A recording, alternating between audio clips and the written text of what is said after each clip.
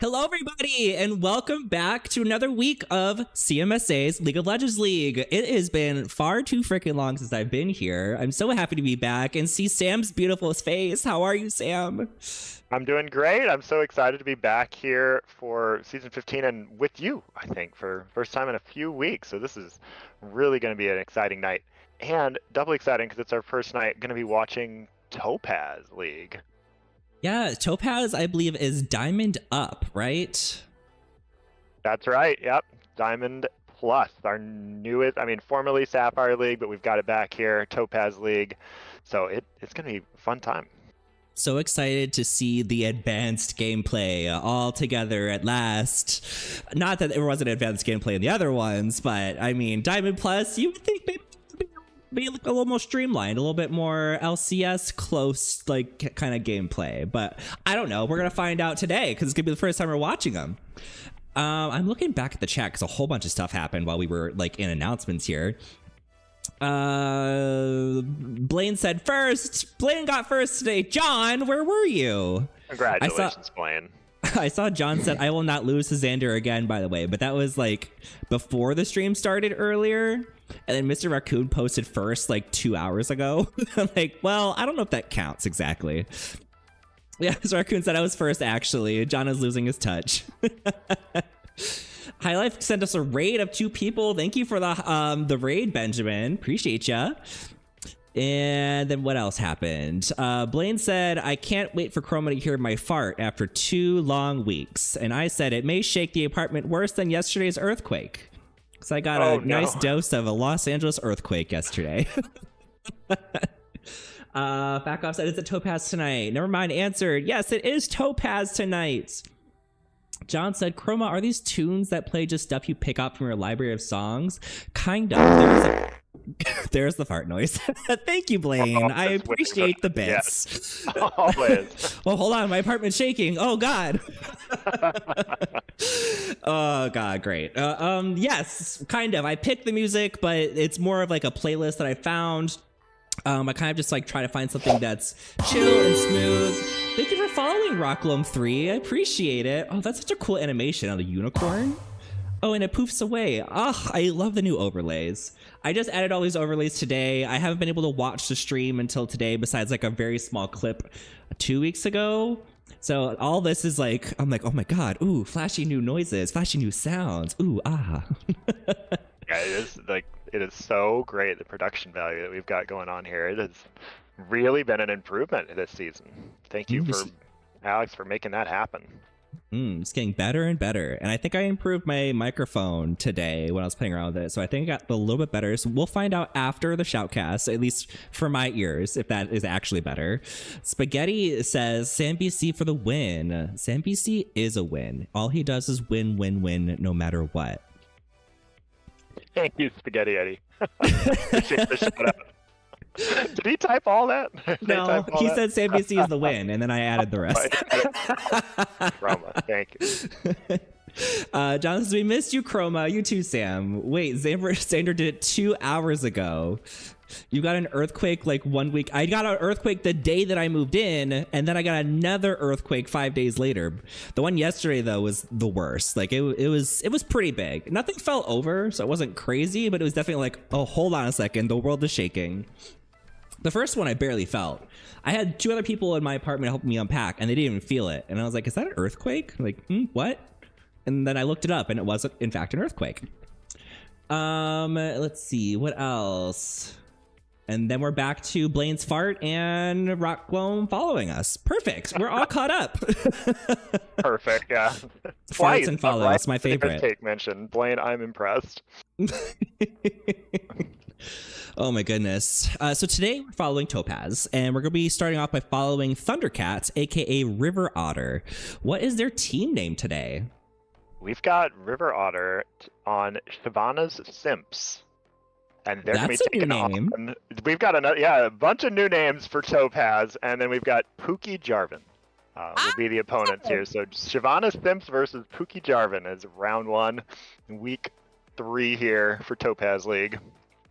You know I love the word Pookie. I'm obsessed that Pookie Jarvan's in here now. Well, now I'm Team Pookie Jarvan. Sorry, I have to be. It's Pookie. Where's Pookie though? I need Pookie as the team captain for Pookie. I don't think Pookie's in Topaz though. Pookie not on the team captain here, unfortunately. Pookie needs to be promoted to Pookie. Start riding, Pookie. I need this in my life. All right, so on Shyvana's Simps, we've got Thundercats Woe, aka River Otter. We've got Nabito Prime, Neon Diamond, Patchy Form, and Spoons, or Spoons, with the accent on the O. Spoons is going to be a sub today. On Pookie Jarvan, we've got Storm. Oh, accented O, so Storm. And then Chime Gatherer. We got Mustard Gas, Neff, who's a sub, and then the infamous Fakov. Is Fakov's cheer squad here today? Fakov's cheer squad? Are we gonna let him play Volibear today? These are all the questions I need to know. Checking the chat right now to see if there's screaming from Fakov's fan club. No, there's not. I had to double check. Fakov fan club, if no one else will, for sure. We're all part of the Fakov fan club. I was just curious if like his WoW fan club was here, because I think that's where he brought most of them from, was from his WoW clan, which I love. We're just combining communities. I'm still waiting for an invite, so I'm curious if they're having trouble setting it up or what. Because if they don't start setting this up soon, I'm going to start talking about how horrible my move here was, and that could take 30 minutes. That'll be something. Mithra says Jarvan's Jollies or Jarvan's Jewels. No, Pookie Jarvan. We need Pookie. Pookie has to stay. I'm gonna say Pookie 100 times tonight. Probably more than 100, to be honest. Mithra says it breaks the naming convention rules. I don't care. It's Pookie. Are there any... I'm trying to think of a P champion that could be replaced with Pookie. Are there any P names?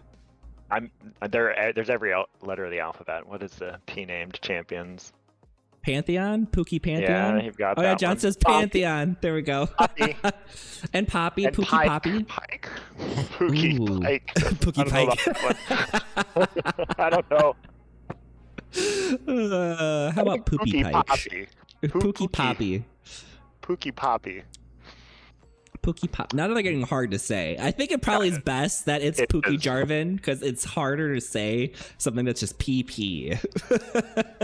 Pookie Poppy, Pookie Jarvan. Yeah, it's easier to say Pookie Jarvan. As much as I don't want to agree with that, I kind of have to. Let's see. I'm gonna ask them.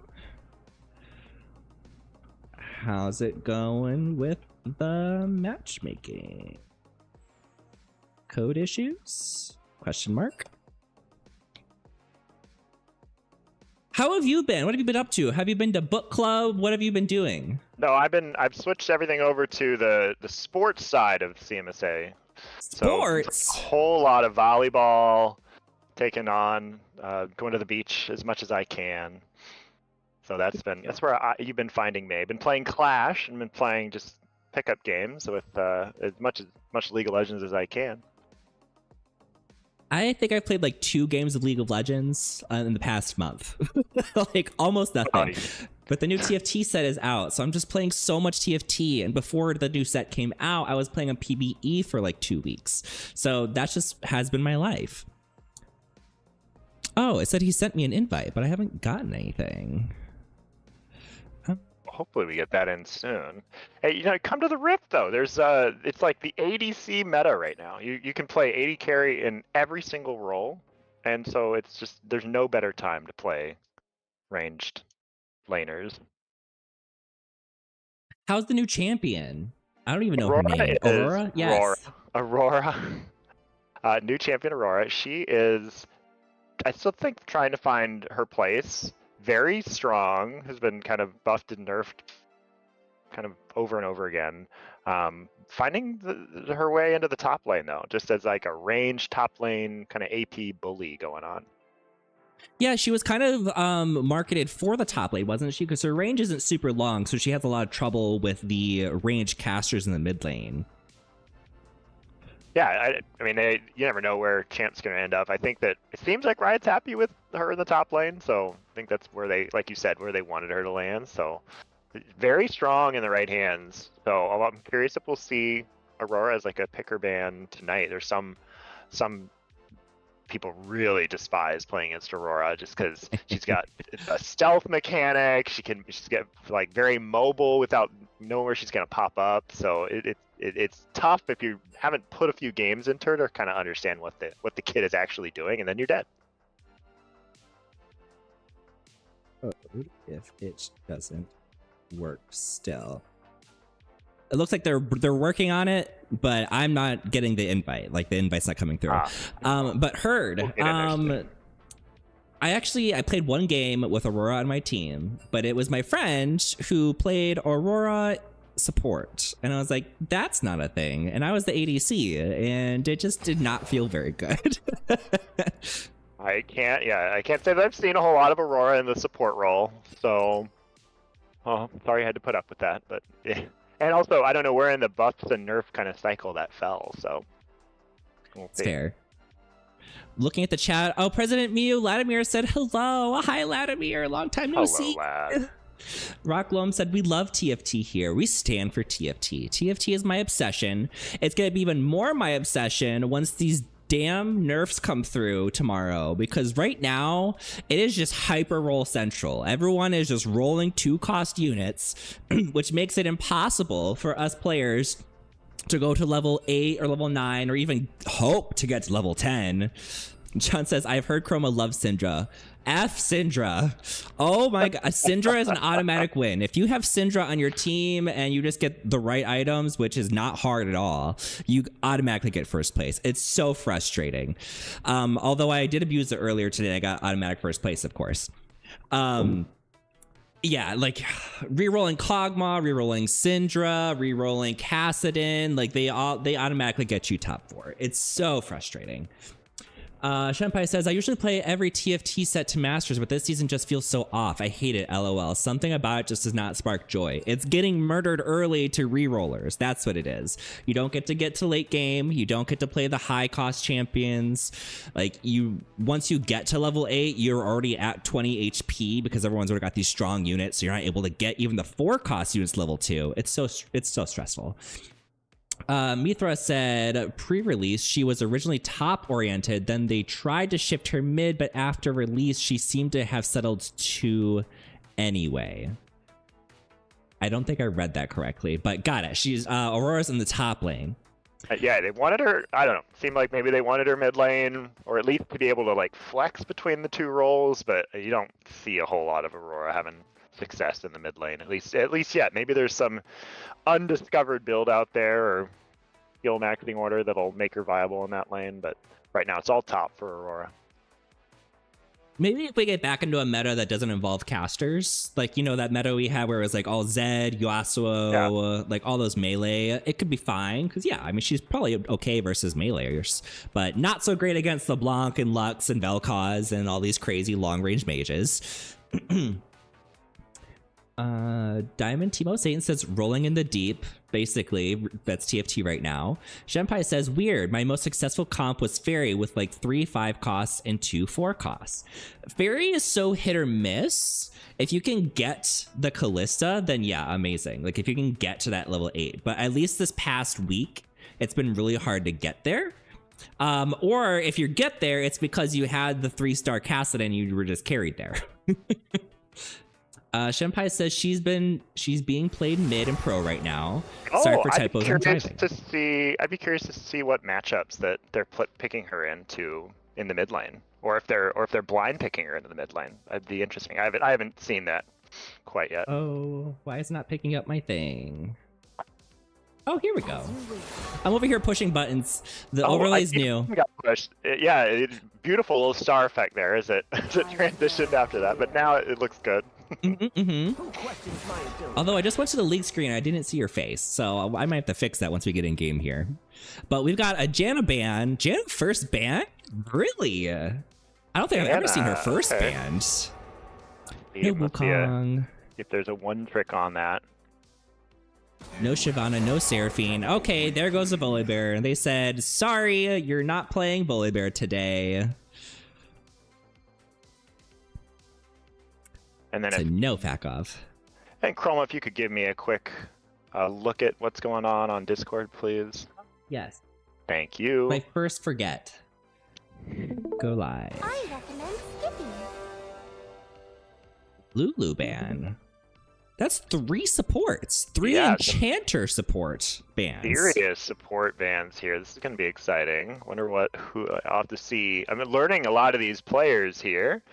A lot of names that we've seen, but then some names that we have not. So enchanters all around. I was gonna say, is this what it's like in high elo? Do we ban all the enchanters in high elo? Oh no, I'm not there. Me either. Janna, Seraphine, Lulu. Aurora first pick. And a Volibear. Okay, Aurora will get to see.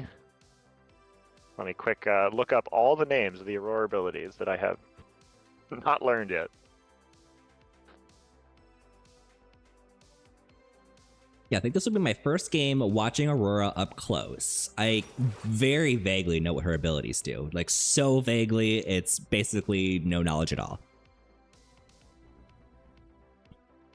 And an Ezreal pickup, a very safe pick. You see a lot of Ezreal and can definitely pop off when played on the right hands. Ezreal's one of those picks I try to avoid just because I know the skill ceiling for Ezreal is so high, and I'll never be there. So I'm just like, I'll play something with a lower skill ceiling. So I'm very excited to see this Ezreal hopefully pop off in this game. I'm always excited to play Ezreal just because I know that I can carry, and if I can't, I can at least stay safe. Got a Zac pick, Lee Sin, Nami.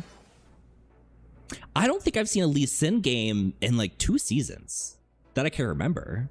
Yeah, Lee Sin making a bit of a comeback. It's just very strong. I didn't follow the last patch notes terribly aggressively, so I'm not sure if there was any changes or if the meta is just favoring that high tempo early game style that Lee Sin likes to bring. Blitzcrank. Oh, that's not a good feeling, playing Nami into Blitzcrank. You find something at the end of that hook. Just a mermaid. We're going fishing. Back to ban phase. Yeah, all the supports targeted early, as well as the Fakov there. So we'll see as it switches to Lucian's. I think very smart, that Lucian Nami, such a strong pairing. Oh yeah, I'm curious if they're gonna throw another ban towards Fakov. I believe his secondary was Udyr. Or there was someone I'm forgetting. Yeah, definitely had seen some Udyr out of Fakov. So there was one more I can't remember. It wasn't a Lowy, I don't think. Well, we'll find out. Maybe he'll pick it up for us. Yone gone though. Yone, hey. Oh no, double ADC ban. Yeah, targeting Jinx there, so strong on this patch. It just gives them a hyper carry to go into the late game with. Nami Jinx can be a very safe lane.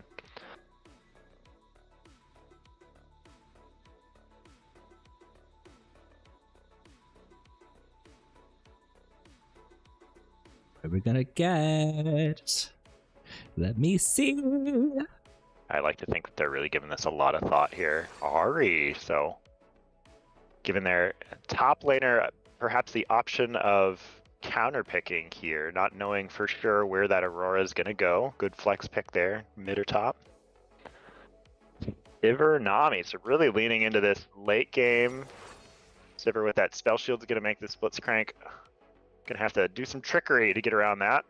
Yeah, if I'm going against Blitzcrank and I get the option, I'm probably going Samira just so I can swing and block that if I have to. But Sivir is also a great choice. A Vladimir. Okay, I love me some Vladimir gameplay when it's done right. And we are in Topaz, so I'm confident this is going to be done right. I haven't seen like fun Vladimir gameplay in like probably like several years. I think we saw like one really, really good game in this league. I don't know if it was last season or the season before that went topside. And my brain is having an orgasm just thinking about it. So I'm so excited to see this gameplay on Patchy Forum. It can be such a menace, and now you're having to think about speccing into anti-heal. A lot of ADCs now can go Mortar Reminder now that Lord Dominance has been so heavily nerfed. Ezreal probably doesn't want to do that, so they'll have to decide how that anti-heal is, who's going to be picking that up for their team. But overall, I love what both these teams have done. Two different styles here. You've got on the one hand, what is this? Shyvana Simps here, picking up some late game hyper scaling with Sivir and Vladimir with that enchanter to keep him going. Lee Sin hopefully gives you enough control of that early game. And now Aurora, we'll get to see. I'm not sure how that matchup goes. It looks like, and I'm not sure if Aurora's going mid or top here. They still have the option of flexing it. Most likely mid, perhaps. Oh, I forgot about the new feature, naming the teams. So on the left side, that is Jarvan's Pookie Jarvan.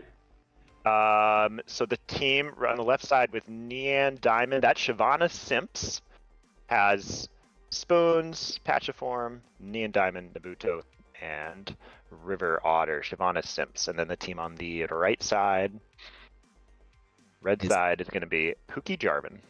Pookie Jarvan. Apply changes.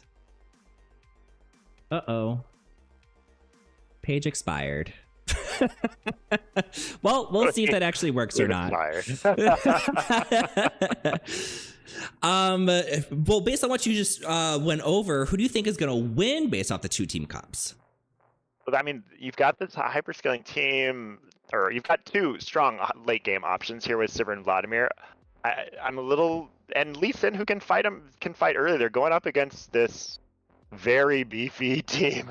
Udyr, Zach, Blitzcrank to kind of reel people in, but they've got some answers to that. So it's really difficult for me to determine who is actually going to win this game. Not that I ever can with any amount of accuracy whatsoever. If I'm playing this game though, I think I like what Pookie Jarvan has drafted up, just because they've got this very solid front line, giving you a lot of durability. CC, Ezreal, very safe as a pick, and there's not like a strong dive threat. So this Ezreal is going to be able to put down a lot of just damage, very much uncontested.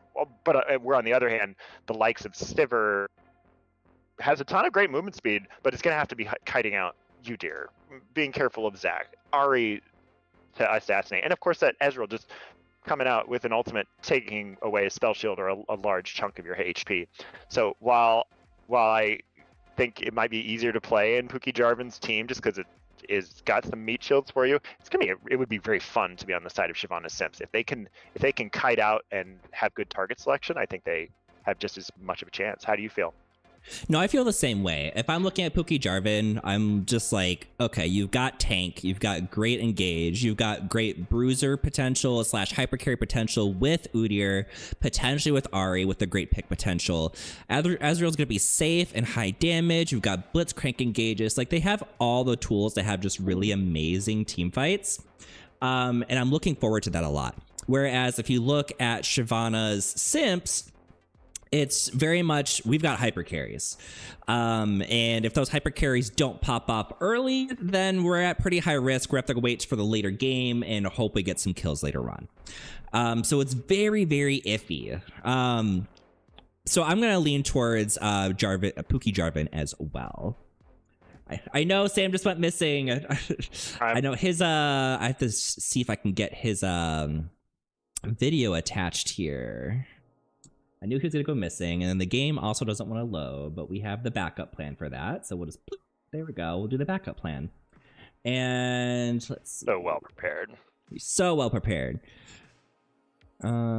Sam, apply. It says page expired.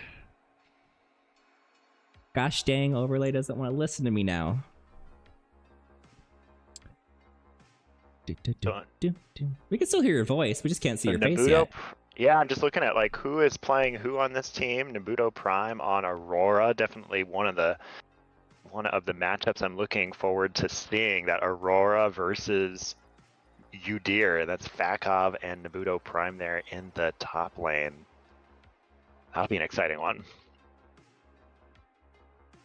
And I don't know how that lane is really meant to go. So I'm also looking at like this Sivir Nami versus Ezreal Blitzcrank. I think there's a lot of potential early game power there that the Ezreal Blitzcrank is going to have, just to be able to push in to that lane and threaten obviously the hooks. Now, of course, Sivir has a few options, all of which include wave clear with that bouncing blades. You can go Essence Reaver, Static Shiv, and just push out and try to just neutralize that and allow and just to make sure your team has priority.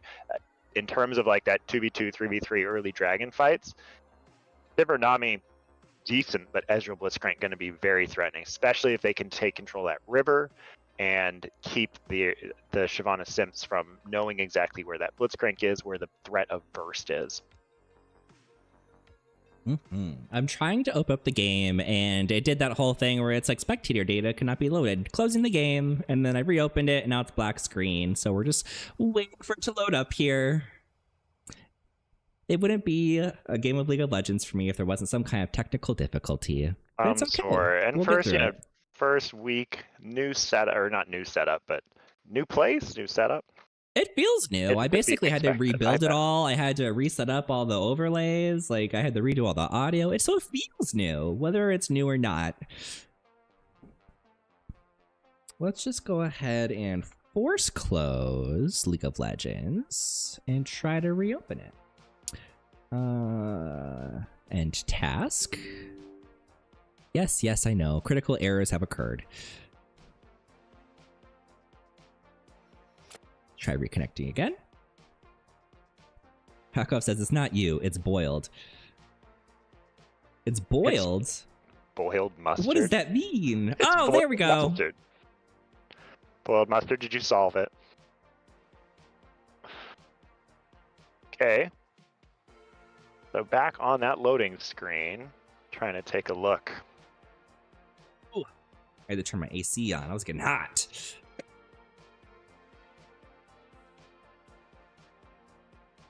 And then another thing that's going to be interesting is this Zach in the jungle, who has been very strong, but going up a Premier early game, wants to get in your face, do things all over the Rift, and that is Lee Sin. So perhaps this pause is why we were getting knocked out of that for a little bit. Oh, as long as it wasn't my fault. Blame it on one of whoever paused it here. Blame it on the alcohol. I've been drinking a lot of High Noons lately. I've become addicted to High Noon. It's kind of a problem. I only have like 2 a day, so it's not crazy, but I'm definitely addicted. Earthquakes, and I experienced 2, and just a few weeks' time, I'd probably be drinking more as well. So I can't blame. After this move, I just need to drink all the time. We're drinking to settle into reality. If Pause possible, time remaining. If possible, I'd love to see this on Discord. If not, I can look at it through the stream. Oh, did it close out on Discord? It did indeed. Let us go to Discord and stream again. Go live. Now you can watch the timer with us. I want to watch the timer, and then I want to kind of see who is playing what positions, just to acclimate to some of these teams we're going to see. Mustard Gas and River Otter. Of course, Shyvana Simpson, River Otter, the team we're starting out following tonight on that ADC matchup. One that I always like to go for. I played Sivir in Clash this weekend. I think Sivir is one of those champs that if you let Sivir run away like have enough time to farm, she can just run away with a game. So much AoE damage in the later stages of that one.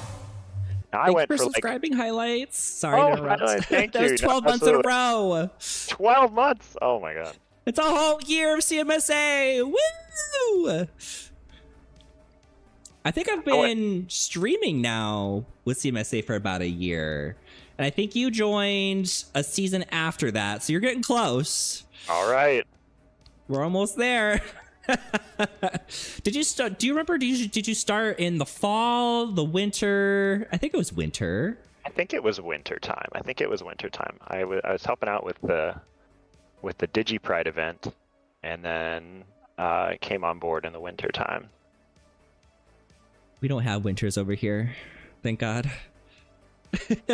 Jealous, absolutely jealous. Mm-hmm. Although it's been extremely hot here lately. So one of the big positives about my apartment is that I do have my own personal balcony, and it's like a big balcony. So I got a hammock, and I just get to sit out there basically all the time.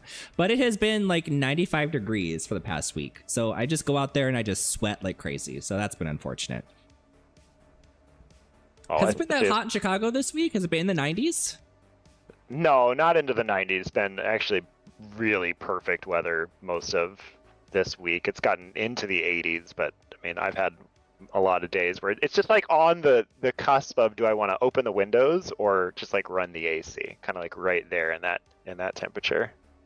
Okay, see, that's me when it's like 74 degrees, not 80. Well, yeah.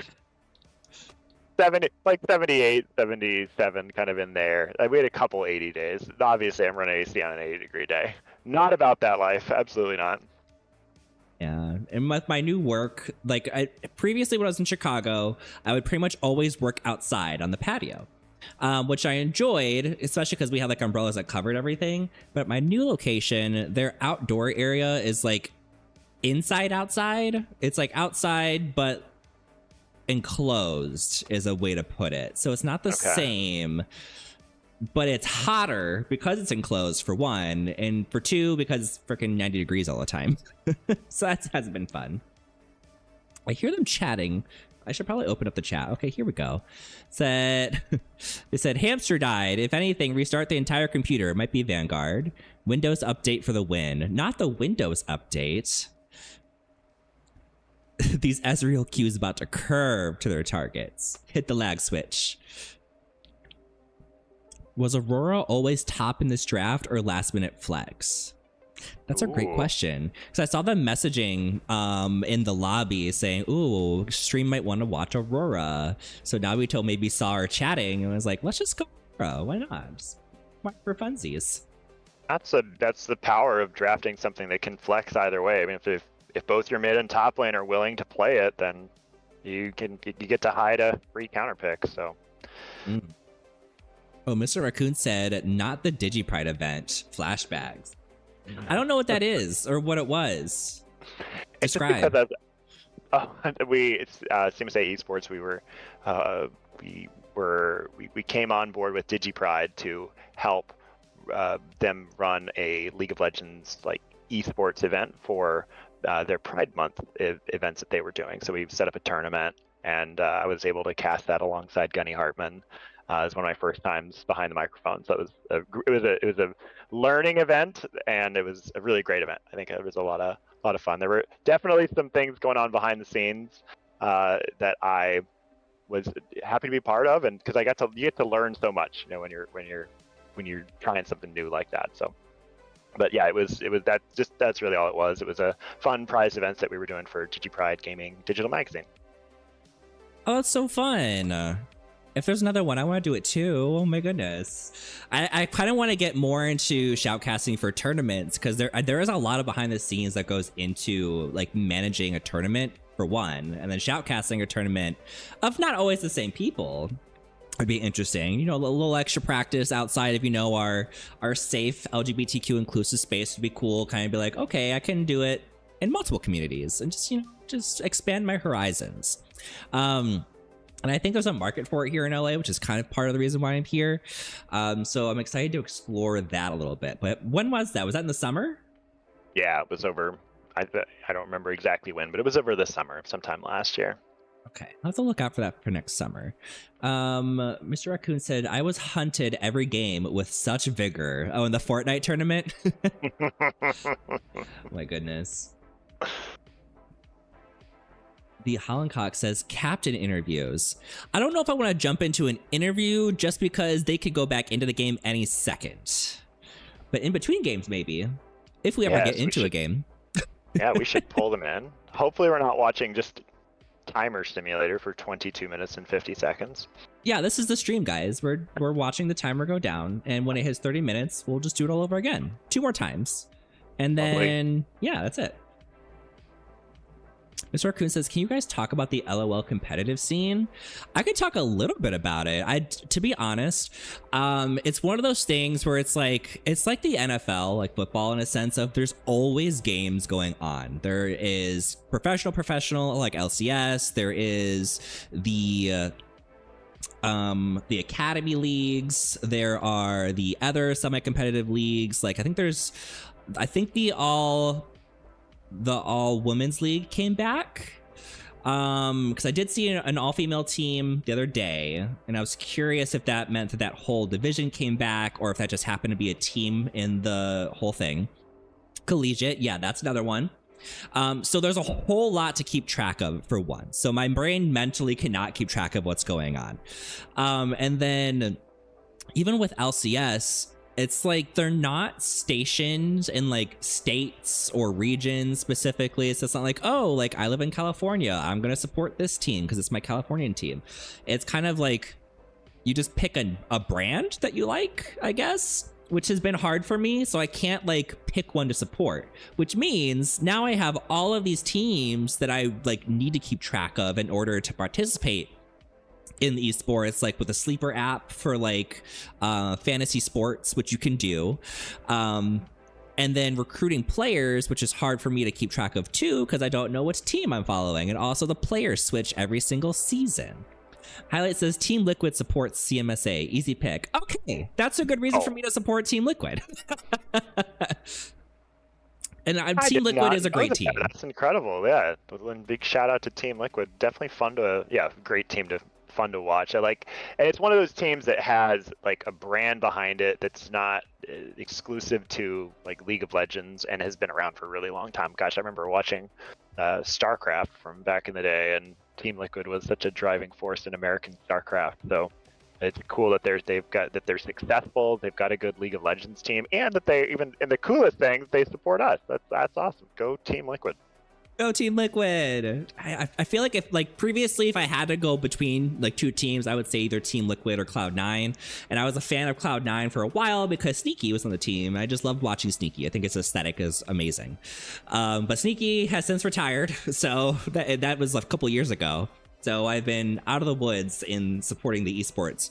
But and I also didn't have a TV for the past like 3 months. So even if I did want to watch esports, I wasn't going to watch it.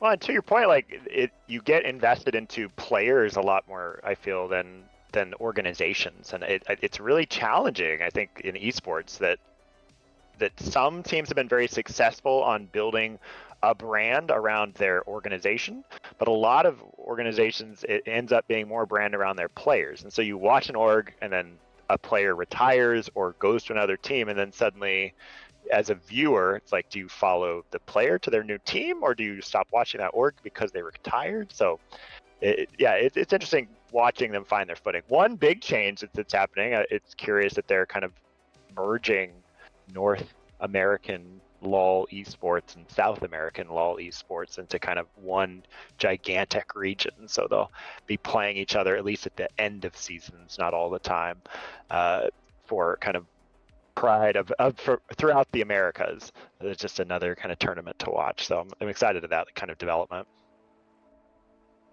What did Mr. Raccoon say? He said, what is the more casual competitive scene like for people who aren't on professional teams, like tournaments, etc., that players enter?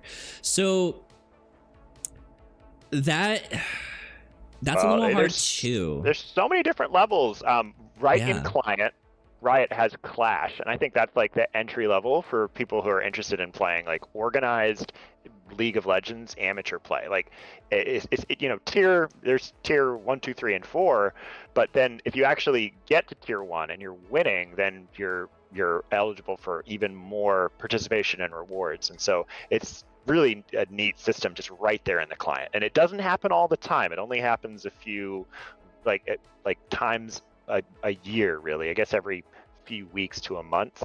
And so those are fun to play. So it's like an amateur, me and my group of buddies did it, and we just did tier 4 clash the other week. You just find 5 friends and you go on and play, and it's not a quick tournament, but you play 3 rounds, and the winners play winners, and then if you lose, there's a losers bracket, so you have a guaranteed 3 matches over the course of one night, very similar to how we do our stream. But then outside of that, there's also like local leagues. This is obviously one of them, but there's some that are very competitive as well, where you find 5 people, you join, and you only play with those same 5 people every single week. Maybe you have a sub or 2 in case someone has to go out. And I've done that in the past as well, and that's a lot of fun. And you kind of sign up for a league for 10 weeks at a time and get out there and try your best to win. And there's a couple organizations that I know of that do something similar to us, but like 10, 20 times bigger. Like I think Ryzen eSports is a big one. They do shoutcasting just like we do for their higher ranked leagues. They have hundreds and hundreds and hundreds of players, still amateur. But once you get into their highest tier, they do have basically pro players, like people who are in the collegiate programs, people who are in academy. So besides that, there hasn't been a whole lot of like in-person tournaments aside from there's this one that I did that was a few years ago, but they like stopped doing it. But it was the coolest experience ever. We all had to bring our own laptops.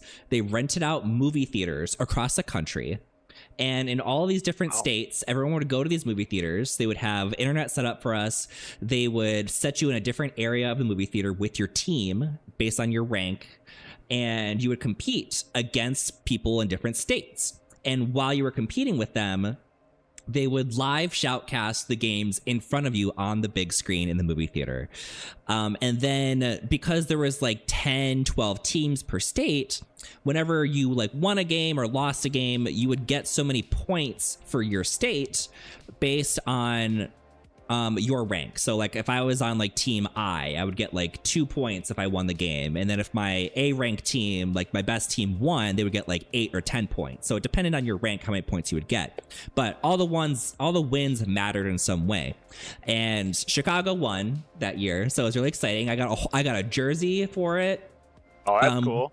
Yeah, I got a really cool jersey, which is actually, it's right here. I'm going to grab it really quick. I got this cool jersey.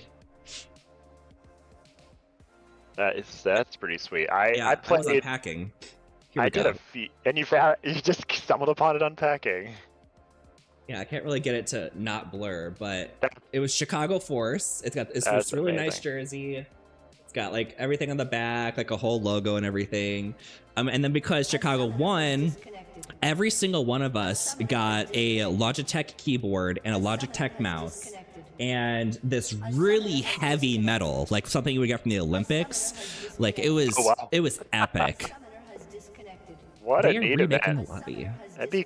It looks like they might be remaking it with all the disconnects. A summoner has disconnected. A summoner has disconnected. A summoner has disconnected. Oh my goodness. What has happened? But yeah, so that tournament was super fun. Did you get the championship Rise skin? I don't think I did. Or maybe, did I? Let me see. I might have. I might just not have used it in forever. Collection. I know for a while they would give that away. I think now you can earn it from Clash. I'm not sure though. No, there's Triumphant. That's not the same one. I don't think so. But then again, the champion has been reworked so many times, which means the skins have reworked. I can check mine. Hold on. But what a great event. I used to do all like online events. I never went to an in-person event. I know some of the local gaming lounges here in Chicago used to try to host them many years ago. But I haven't seen any like local. Most of them are always online. Yeah, Those they are the really ones died out. that I would It's find. huge investments for that stuff, like huge. Like the event that I did, I don't know how they made any money. They had to have lost money because they got like, it was nuts. It was an experience of a lifetime. At that point, I was living in Ohio, so I drove 6 hours to go to this tournament for the weekend. And compete for Chicago, huh? Yep. Well, they didn't have a team in Ohio, so I was really excited. I wanted to We're go. lucky to have you. That's amazing. And and people with your own, like in your own skill bracket. Yep. It's very cool. Oh, they said we are forfeiting the match and letting Mustard reinstall League so we can hopefully make the last 2 games. Okay. Let's see. Understood. Okay. So I wonder if they're going to go into So I'm assuming they're going to wait for the other team to finish up? Yeah, I'll take a look at the schedule and see who's playing. I don't know if it's possible for us to jump into their game or not. I think Garen's so. Yacht versus Girl Boss Leona. Yacht! Is that how you pronounce that? Ginger Oxide's on my it's friends just like list. Let's see that. if I can. Did I pass G? I did. Where's Ginger Oxide? There they are. They're already 29 minutes in. Oh, I can't spectate. If we can I'm going on a spectate, spectator delay, but let's the 3 minutes is better than 20. it's Keep an 5 eye chroma on- casters versus enemy 1 through 5. 5 Chromacasters. Would that be a good team or a team where one role has no idea what they're doing? Yes. Period. I'm curious to see who's winning on their team. Hopefully we come into a close game.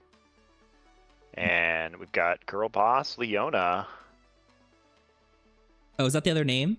Girl Boss Leona, yeah, that's the other team that Garen's Gyat is taking care of. Garen's Gyat. He do have a Gyat.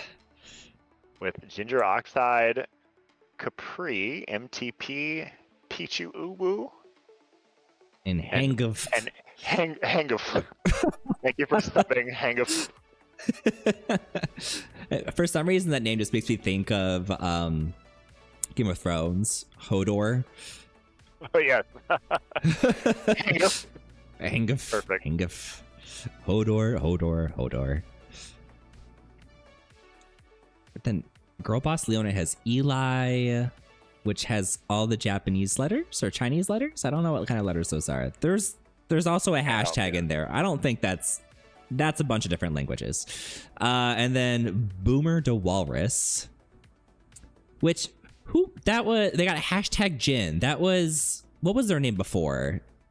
It was Jin something. I do not remember it. And then we got Death's Daughter, Holographite, and Puggle.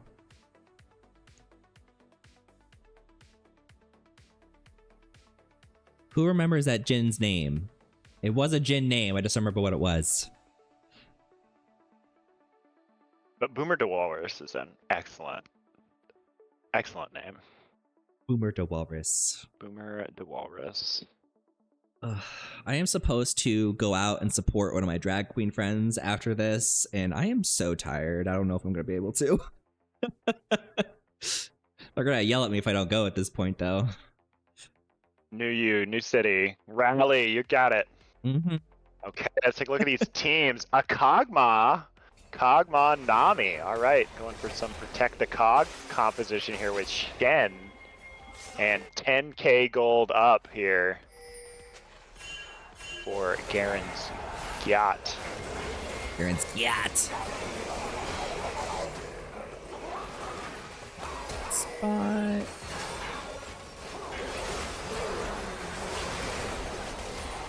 Boomer de Walrus, though, picking up a double, trying to make some plays happen here. Stepping back, though, because you got some very strong members of Garrett. What is this? Girl Boss Leona? The Girl Boss Leona is on the right side. Red. Yeah. Red. Run, Aurelian, run! Oh, the auto didn't go off. Yeah.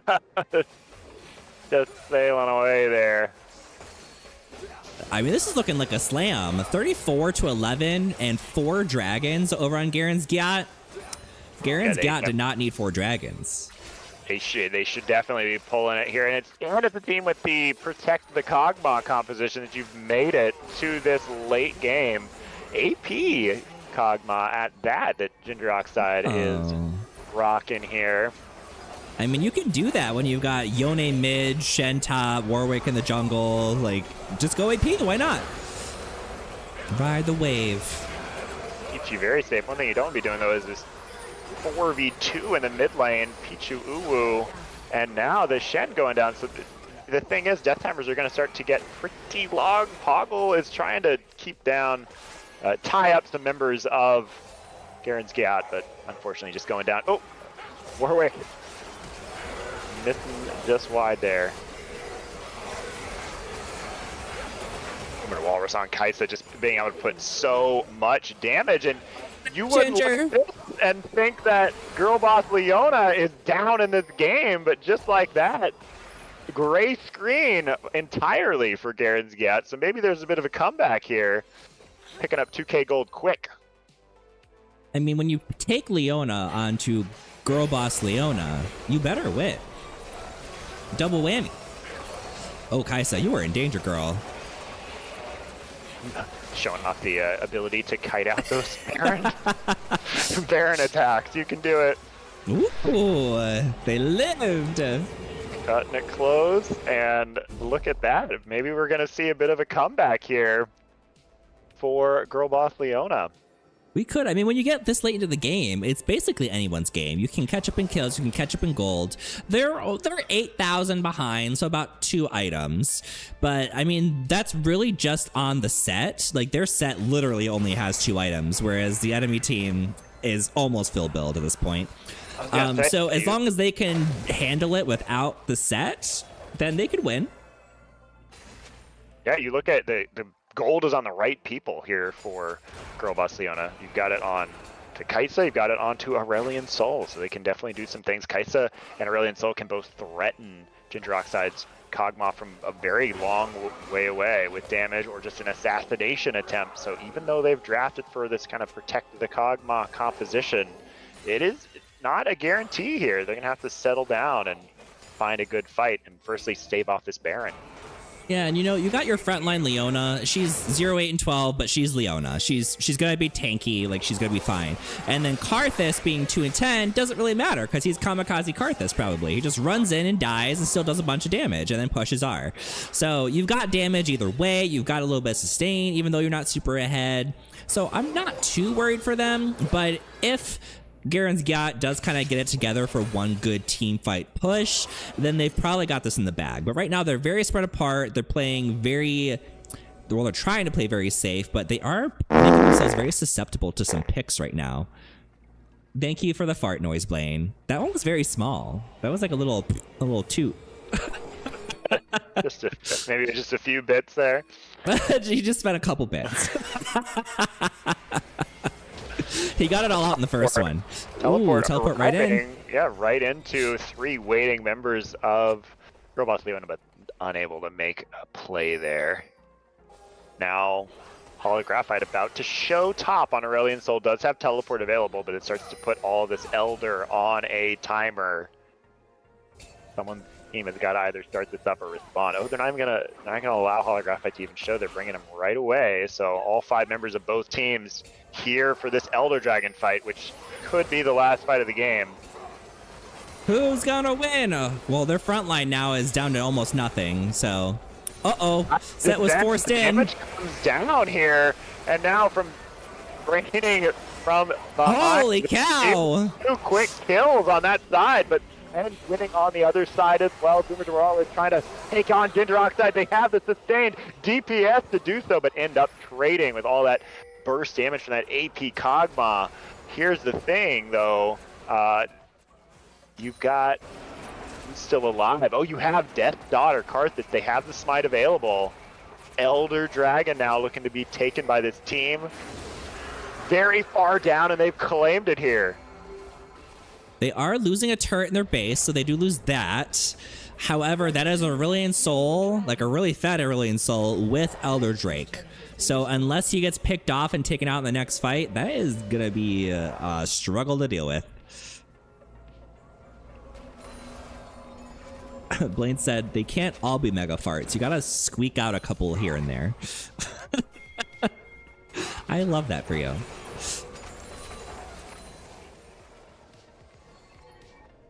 By the way, Blaine, don't let me forget. Don't let me forget. Remind me on Thursday to get the new Pal World server up and running for you.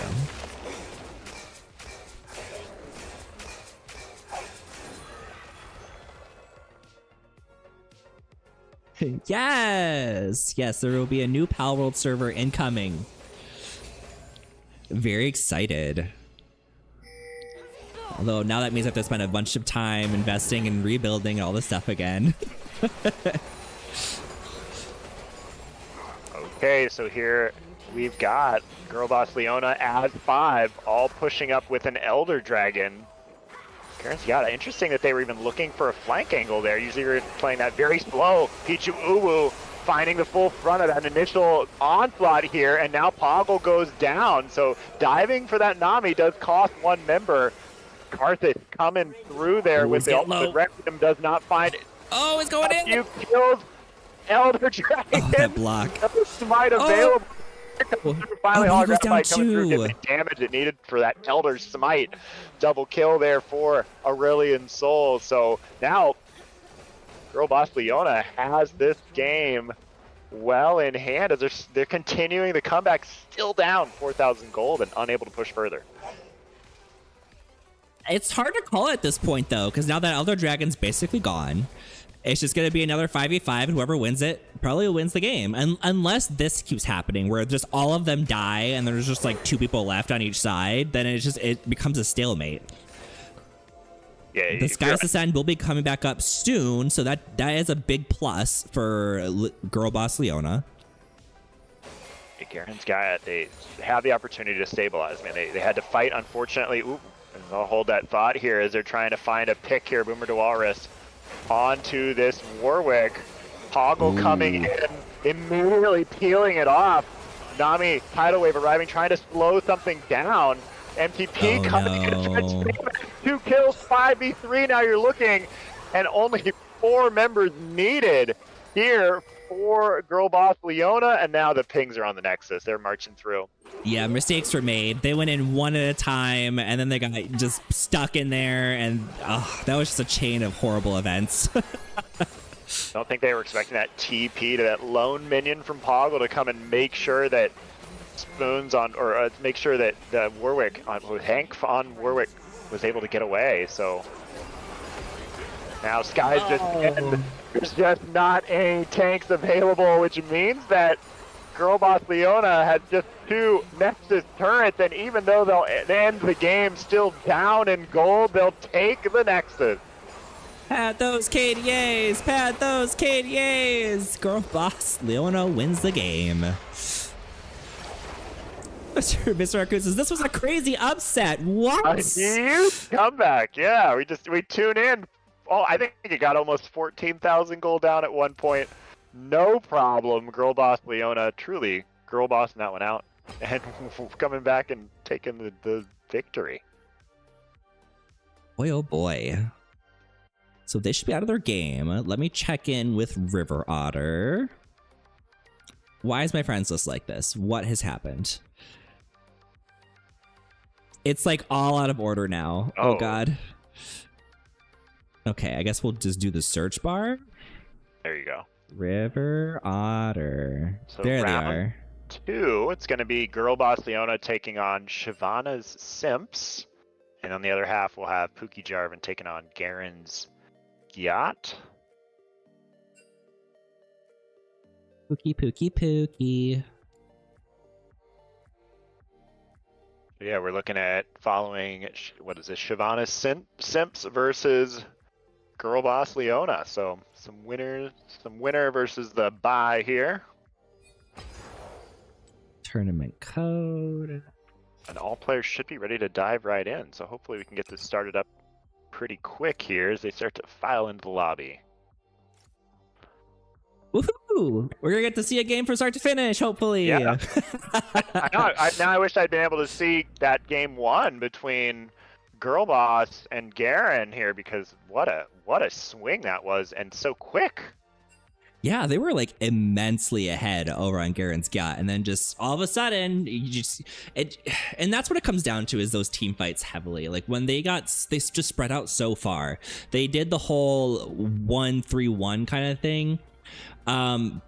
Actually, not even that. They did more like a 1-2-1 and still had somebody in the jungle on Garen's Gat at the end of that game.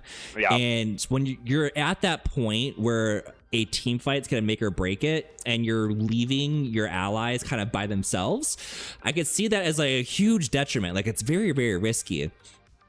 And they already had the advantage, so I'm not sure why we would spread out and go for like more resources when we already have them. But then again, this is Topaz, and I am not high elo.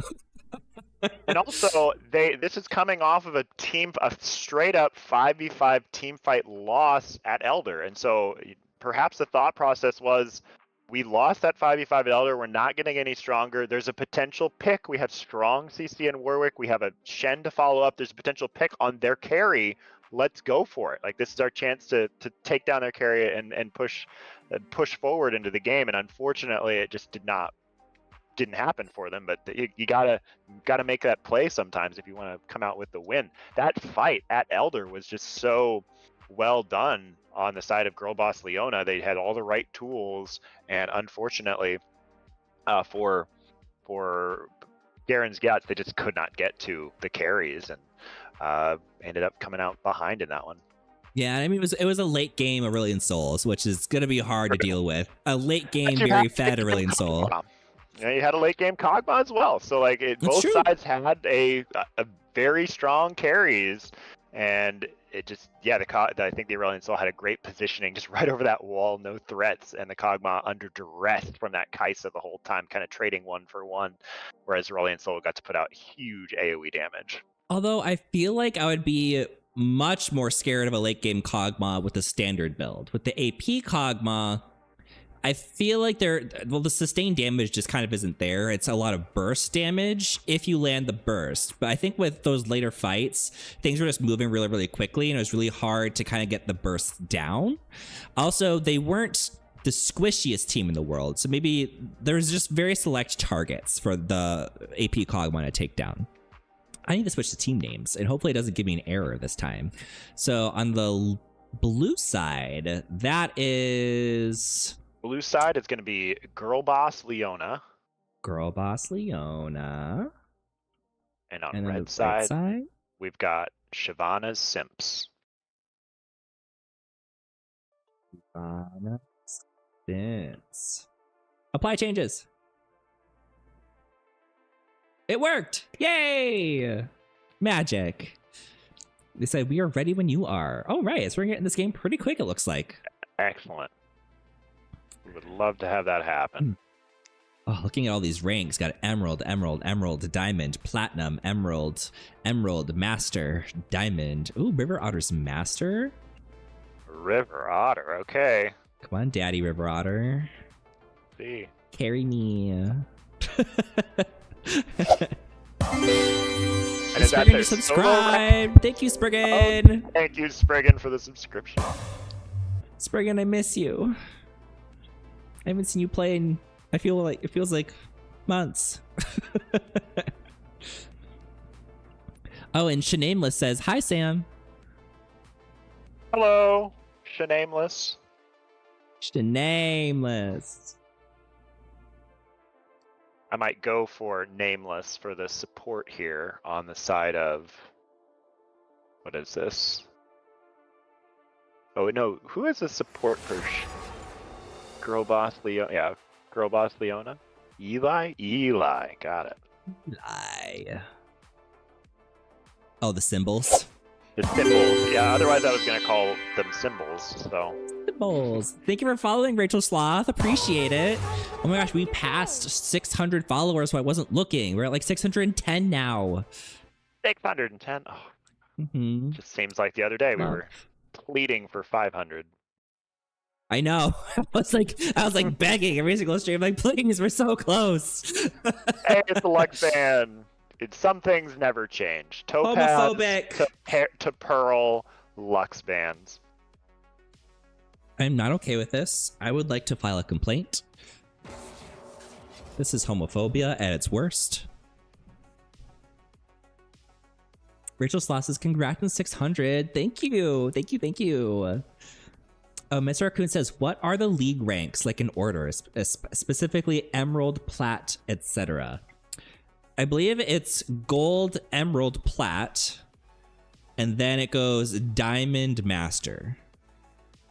It goes Iron, Bronze, Silver, yes. Gold, Platinum, and then Emerald. Okay. Diamond, Master. I always get Platinum and Emerald mixed up. Precious metals first, and then the gemstones. Yeah, there's wood, and then iron. Wood, yeah. Wood is where most of my friends are. Wood, iron, silver, gold, platinum, emerald, diamond, master, and then grandmaster, and then challenger, and then challenger. Eventually. Said the missing bands are Victor and Shyvana. Interesting. I wonder why they didn't go through. Thank you for that. Victor and Shyvana. Thank you, Paco. Okay. Shyvana Simp's not allowed to play Shyvana. Nope. We saw the power of the girl boss Leona, like having the Leona. They want to deny that from Shyvana Simps, I'm sure. Oof. We will get to see this Aurora potentially flex. This Raccoon says, yeah, Fortnite is bronze, silver, gold, plat, diamond, elite, champion, unreal. Yeah, it's pretty much the same. We just have emerald between plat and diamond. And then elite and champion are basically the same thing as master, grandmaster. Unreal is, what's the last one? Challenger. I need to heat up my coffee for 30 seconds. I will be right back, because this is bitter. And 30, looking at draft, both teams really keeping their drafts close to the chest here. Maokai, I don't know if that's a specific counterpick to Seraphine or signaling some sort of an aggressive bot lane. Or perhaps not signaling a bot lane at all here with the Soraka pickup. So Maokai going elsewhere here, most likely, unless we're going to see a lane Soraka at this point. Anything could happen.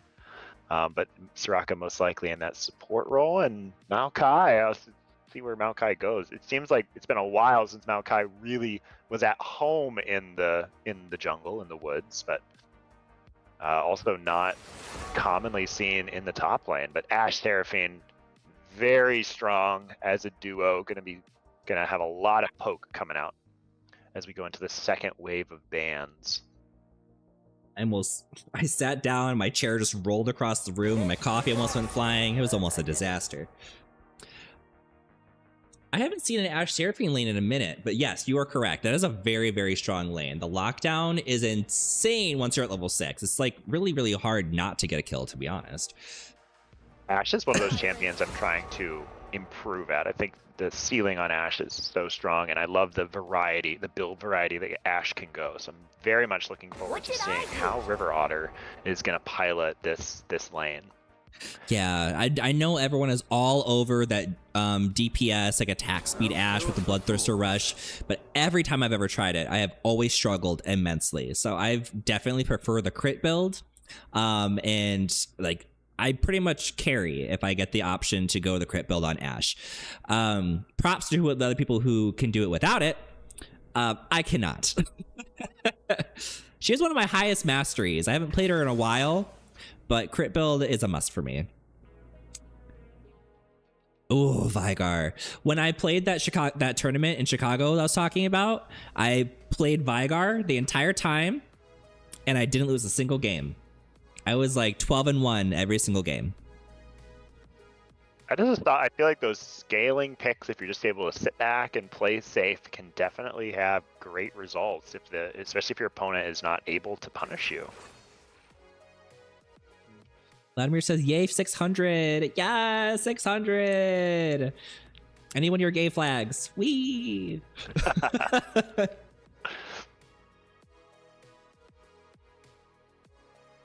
Oh, yeah, that's much better. And Xerath is one of those champions I wish I was better at too. I just don't like his ultimate. I miss every single time. It's so frustrating. But I love the rest of his kit.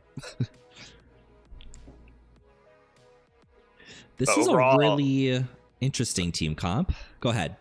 No, I was just going to say it is a very interesting team comp. You've got AP coming out of the top side completely and kind of out of the jungle too. So a very, very AP forward team here that Girl Boss Leona has drafted. Lucian's going to be that sole source of AD damage. They do have that front line with Maokai, a lot of CC overall, but I don't know. It seems like you've also got some squishy members that, of course, Soraka. It's hard to keep those alive against the very, very high burst that's coming at you from Elise Sin, the displacement from the Veigar, especially if Veigar gets going, you don't get the opportunity to heal that. It's just gone. So, however, the Shyvana Simps, they decided they don't need a tank at all in this game, so they're just going straight up with that. Again, Lee Sin to kind of help them cruise through the early game, just with that power. I'll be curious if they're going to be doing any skirmishes around Yone or around Ashe and Seraphine, and how these lanes shake out. So very interesting team compositions for these two. How do you feel? I always get thrown off by these team comps that are just like, let's just do as much damage as possible. In Maokai, I'm not really counting as like a big tank because I'm assuming he's in the jungle, I'm guessing here. And he's probably going to go like the off-tank AP, if I were to guess. The biggest thing that Girl Boss Leona has going for him is that Lucian. If Lucian gets super ahead and gets the kills early, he can carry the game solo with the support of his team, obviously. But without the carry Lucian, I feel like the odds are more heavily in Shyvana Simp's favor, just because they have a lot of hyper carry potential with Yone, with Lee Sin, with Veigar. You've got excellent CC with the Ashe and Seraphine combined with decent damage. So in order to stop Shyvana Simps from getting to where they need to be, Lucian needs to be able to kill the squishies, which there are 3 squishies you could pretty much take care of pretty easily, as long as you have the damage to back it up. I don't think Aurora is going to be amazing at doing that because they have a lot of peel to kind of keep her off, and she doesn't have enough range for this team, I don't think. But we've been proven wrong very heavily, many times, and I mean like 90% of the time. But if I were to pick one, I would definitely say Shyvana Simps has the upper hand here, especially because we've seen the Yone split push win games. We've seen Yone team fight win games. And their champions overall just have really good independent win factors. Yeah, I think would tend to agree with you just a little bit, because Shyvana Simps, I like the abilities that they have to both disengage from fights. If Death's Daughter on Maokai tries to go in, you have so much that can just prevent that from happening, but B, separate Maokai from the rest of his team so that Shyvana Simps just get to take out the tank, and now suddenly you don't really have much. Aurora's also very low range, and you're trying to go into a team that's got Seraphine Peel, Veigar, Cage to contend with, Ashe with tons of kind of self-peeling, and so it's going to be challenging, I think. I think Girl Boss Leona needs to figure out how are we going to get on top of Shyvana Simps so they just can't kite us out in these situations, but while at the same time avoiding getting picked, because if you're individual looking for some sort of a flank or an angle and you're spotted on a ward, you've got Enchanted Crystal Arrow to lock you down. You've got Lee Sin that can come in and just pick you right back into the enemy team, and so you've got to be really careful while you're looking for these angles. So we just saw Girl Boss Leona problem solve and come back from 12,000 gold down, so I'm sure that they'll figure out something that I'm not seeing going into Shyvana Simps in the second game of the night. Oh, these skins are so pretty. Did Aurora get a skin? Which skin did she get? Ooh, I don't know. I don't know enough about Aurora. I think she's just got one right now, but I do not know what it is. Poggle, rocking that Aurora. Goalkeeper Maokai, my personal favorite. One Really? of those little Of all the soccer balls. skins. Of all the ones, the goalkeeper Maokai. I something about the little footballs running around. It just makes my heart melt. I don't know if I've seen goalkeeper Maokai actually, It's because I don't definitely an recall seeing the oldie. soccer balls. It's like as old as Maokai actually jungling is. It's been a while since I would say Maokai it has looks like been a here. legacy skin. Oh, for sure, legacy skin. Oh my goodness. The Darkstar Zerath one is the one that I have, I'm pretty sure, and that's just because it's the only one that had like a cute pink chroma. And of course, Thundercats has Project Ash. I feel like the auto attacks just hit differently on They that do. They do. particular skin. Like it feels so much smoother to play that anytime I've got another Ash skin, I'm like I have to go back to Project because it's just so smooth. You are correct. And even her hawk shot or whatever it is, the sound effect on that one is really cool too. It's just very satisfying to the brain. It just tickles the brain through the ears. I think that one and then High Noon Ash have the best animations and sound effects. The rest of them are pretty simple. I'll have to look into High Noon Ash. It does look good. I have not gotten to play with it yet. Here we go again. It's closing. We'll get it in there, I believe. I believe. We're gonna see. I want to see this Thundercats on Ash. I'm gonna be taking notes the whole time. I want to improve my Ash play. Ash is one of those champs that because it seems like a lot of because Caitlyn and some of the long range ADCs are not in the meta, you see some shorter if it's not Caitlyn or Jhin, which are certainly Jhin very, very prevalent, and you see a lot of those matchups, but a lot of the other ADCs are 50, some of them 100 or 75 range lower than Ash, and so you can do a lot of spacing and just harassing with Ash against the likes of Lucian. She's got a big range advantage here now. Lucian, of course, can go up and use that passive to just double tap and get a lot of return fire damage on Ash, but you can't, then what? You're walking away and Ash is slowing you. So I'm curious to see how Boomer DeWalrus is going to play this out, especially against a very, very pokey duo of the Seraphine Ash. Oh, this is my first time seeing the Battle Dove Seraphine skin. That splash art was so freaking cute. I'm obsessed. Oh, let me see. Get a zoom in. It won't let me zoom in. This is Battle Dove Seraphine. Oh, she gets the wings. Coming out of base with wings. I had not seen that. Oh, I love that. Welcome to Summoner's Rift. Okay, Straight I to can focus mid now. lane and then into the 5 point. Yes. No invade. 30 seconds until minions. This is high Lilo. I expect invades. What are we doing here? Oh, free money for gold. Vigar. There you go. Oh, is that gonna be Vigar top? Perhaps. Getting that first strike going here. Can always move it around. I feel like both these lanes are pretty fluid. Xerath would have the most trouble in the top lane, but anyone can certainly be flexed around here. Yeah, I think the Yone just really didn't want to go into that Aurora. That's where Aurora really excels, is going into these well, not necessarily bruiser, but these melee top lanes. And so denying that one Free small gold. advantage, especially if you get these stacks. first strikes. Yeah. Another first strike here for Neon Diamond, who just wants to sit up in that top lane and stack away. Stacks on stacks on stacks.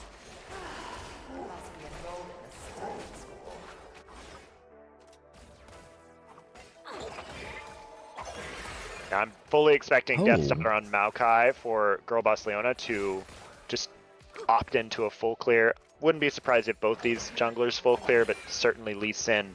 I think the onus is on Shyvana Sims to be aggressive early and work with these lanes, and right away Thundercats and Patchiform taking a huge winning trade against Girl Boss Leona here. It is just level 1, and you've got the Soraka heals, but they're shown ready to play.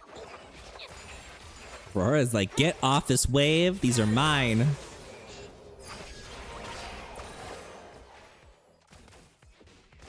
You know, I'm not too worried about the Lucian Soraka. Like, yeah, they're getting a little bit bullied right now because it's an Ashe Seraphine lane, but it is a Soraka, so if Soraka can land a couple Qs, she can keep this Lucian alive, no problem.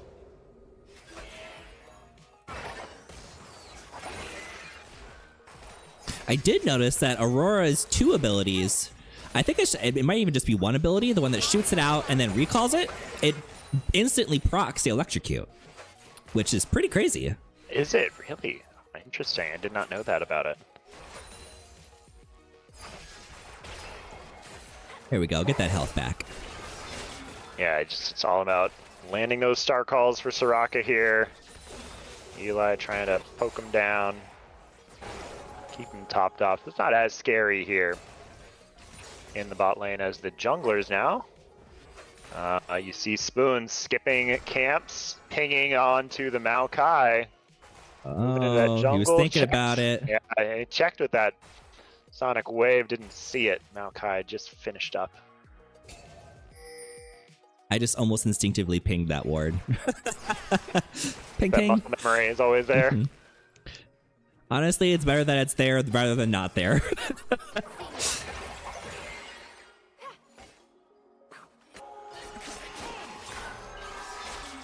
Spoon's Whack, looking whack. mid. Yeah, it was a good little touch of damage, but ooh, and Poggle finding a good trade here on Naya and Diamond, continuing to harass. Very low HP.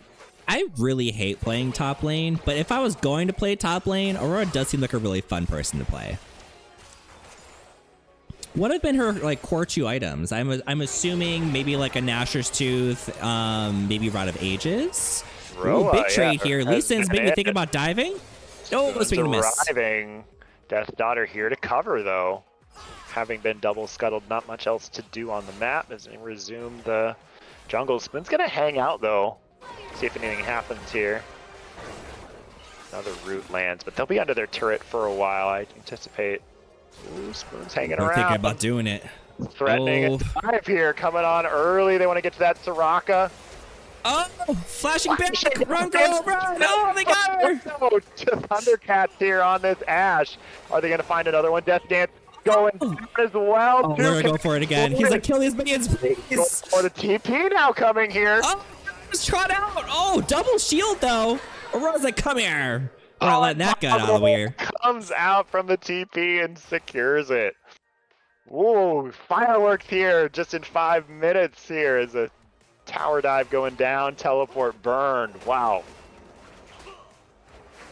I got Shenpai in the chat saying, in pro, she rushes Malignance and Shadow Flame into Death Cap. She's there to one-shot enemy mid lane or ADC.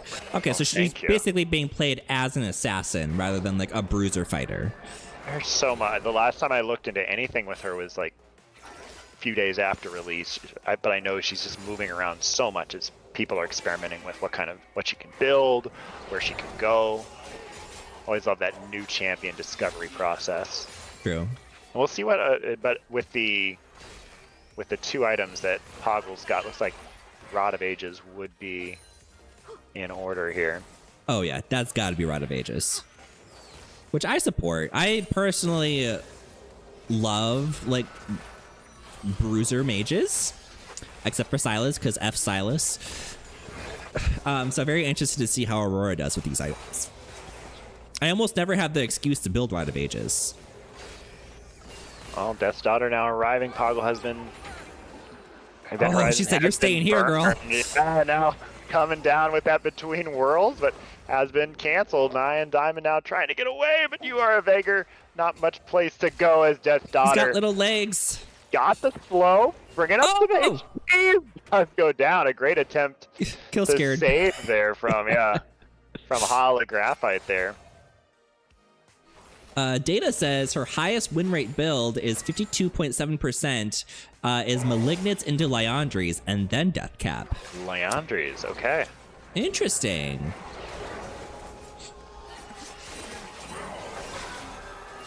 Data says if you tag a mage with your Q and then immediately ult, they're basically dead. So what I'm hearing is she is an assassin.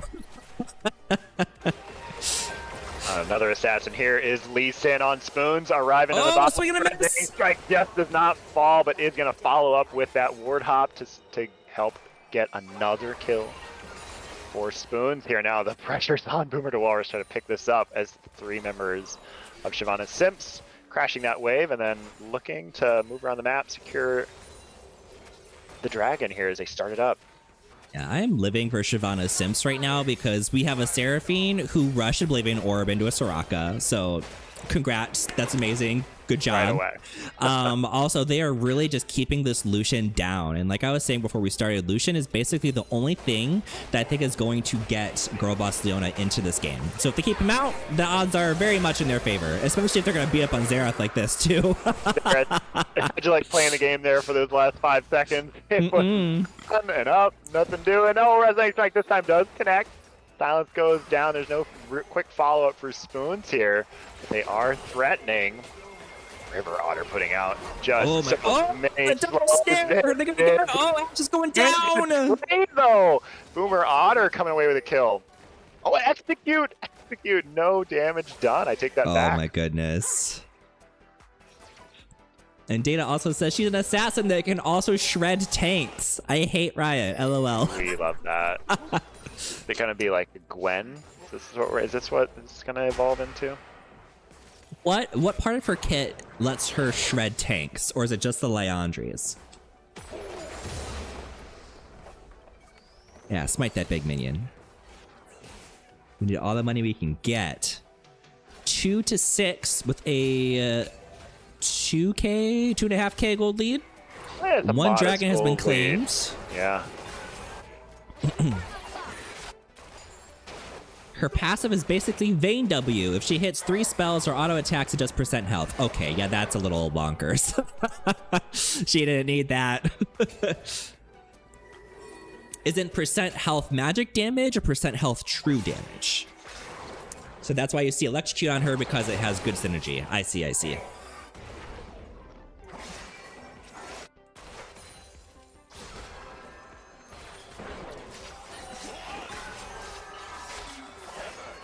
Yone finding a little trade on Holographite, but then having to flash away. Spoons is in the area though. Now landing that Resonating Strike, going in here, trying to take down this Aurora Poggle though. Waltzing away on that Aurora. But does give time now for this top laner, Neon Diamond. She gets to just take some time alone with that top turret, take a plate.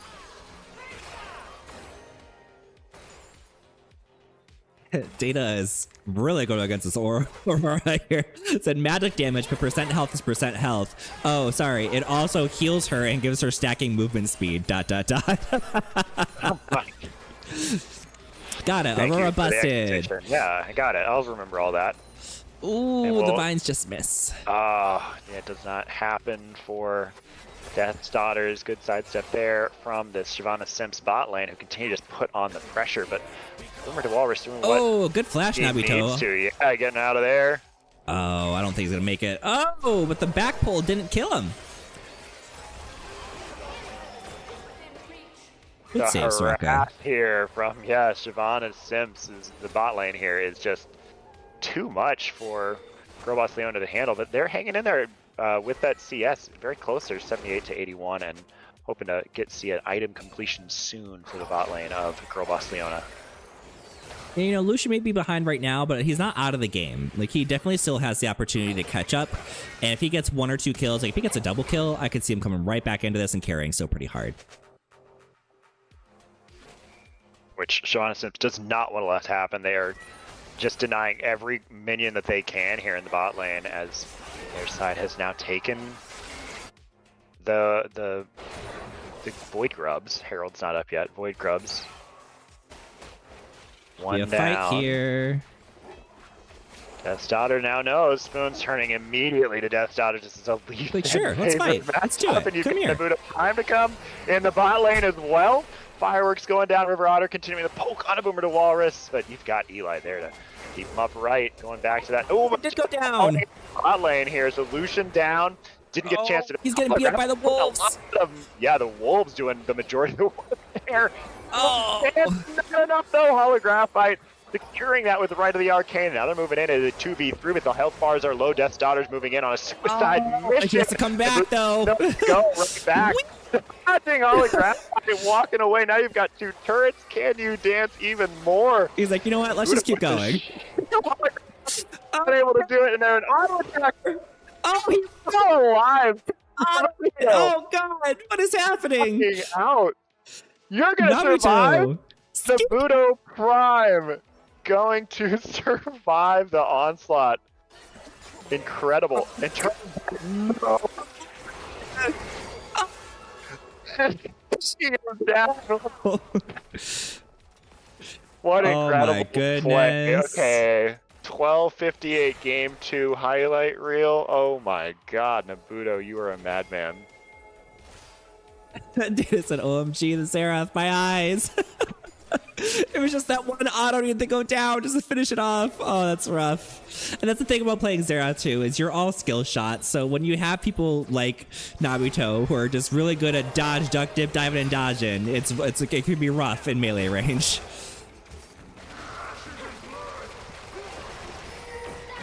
Falling come out just to buy time, but again, Patchiform connecting with that doubled. This poor bot lane. Oh. One more is going to get in. Hitting the high notes here in the bot lane here for Patchiform, and they're going to push in, secure the final, maybe plate before it falls.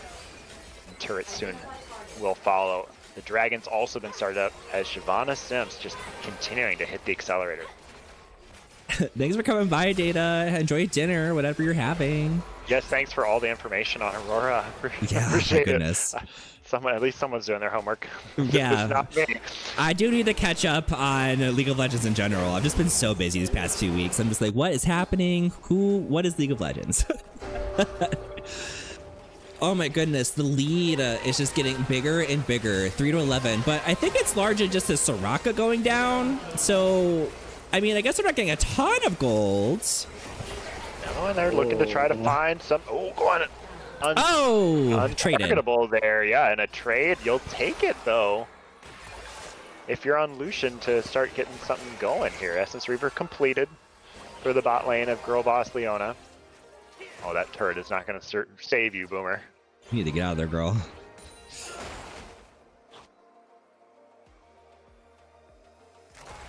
Oh, run away. Run away. And then while Seraphine, not the primary choice, I mean, not a bad choice to have kills on, does have 4 kills. So obviously things could be worse here for Girl Boss Leona. It's not like an 8-kill Ashe staring at you. I mean, it's still a 4-kill Ashe, a 4-kill Seraphine, 2-kill Yone, 2-kill Vigar. Like they've got everything that they need, kind of all around the map. Which I think is ideal. You kind of want to spread the love, because then when you get into the late game, if your one carry gets taken care of, then you're kind of screwed a little bit. So I do definitely prefer when my gold is spread out evenly amongst my team. Seraphine already grabbing the Seraph's Embrace. He said, we're going to do damage. Oh, but Poggle trying to find River Otter, using that between worlds to just keep River Otter locked down. So now a lot of your kills on that Ashe not there. Now Death's Daughter, though, gonna be finding themselves in the middle of that event horizon. Can't do anything and will get taken down. So little 1-for-1 there. But again, it's time where your carry is off the map, not able to get further ahead. I'm seeing that the stun on Aurora's ultimate is very, very long. That felt like a Morgana stun, a Morgana snare or whatever. Yes, get that gold where you can, Lucian. You might die for it, but it was worth. The barrier comes down, deciding a few more minions are in order, or maybe taking a page out of Nabuto Prime's playbook. How long you're gonna stay? Get Juki. Flash here. Oh. Enchanted Crystal Arrow will have to do. That was a cool animation how he just went in the ground. On the other side, Death's Daughter again getting picked in the same spot. Patchiform has just parked it with that pink ward, and now Eli, you got nowhere to go. Goodbye to that Soraka.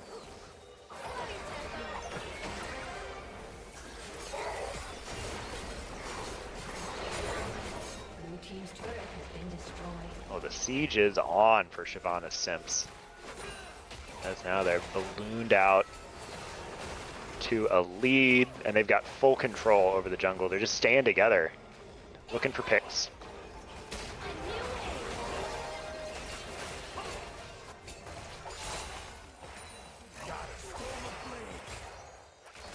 Lucian is starting to put down some damage. Like, he was almost able to take care of that Yone.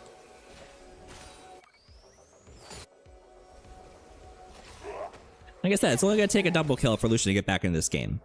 Yeah, Lucian can definitely assassinate some of these non-armor building targets, and that is literally 5 members of Shyvana Simps. So you've got the burst potential here for Girl Boss Leona, but they don't have the vision control, and it's a very, very challenging. Shyvana Simps has been making sure that if you dare to walk into that jungle, that they're there to punish as a team. And so they just took a reset, spending that gold that they got, which meant that a second item got completed for a couple of members of for the Ashe here. So they're moving back in, going for that Kraken static shiv on Ashe. Okay, so a nice on-hit build. I wish there was more crit on those, but I mean, it's working. Boons finding Boomer Shyvana there. Or, not the Soraka, arrow. keep it alive. Yeah, Crystal Arrow locking down Soraka, who traded the Soraka life for the life of her ADC.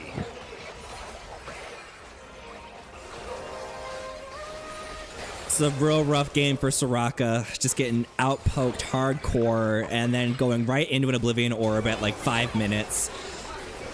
Ooh, Death's Daughter coming forward here, finding River Otter again, who tried to get around that wall with that flash, but just followed by Maokai's and then could not, Twisted Advance, and so could not get away. Locked down, so Ashe down once again here for Shyvana Simps.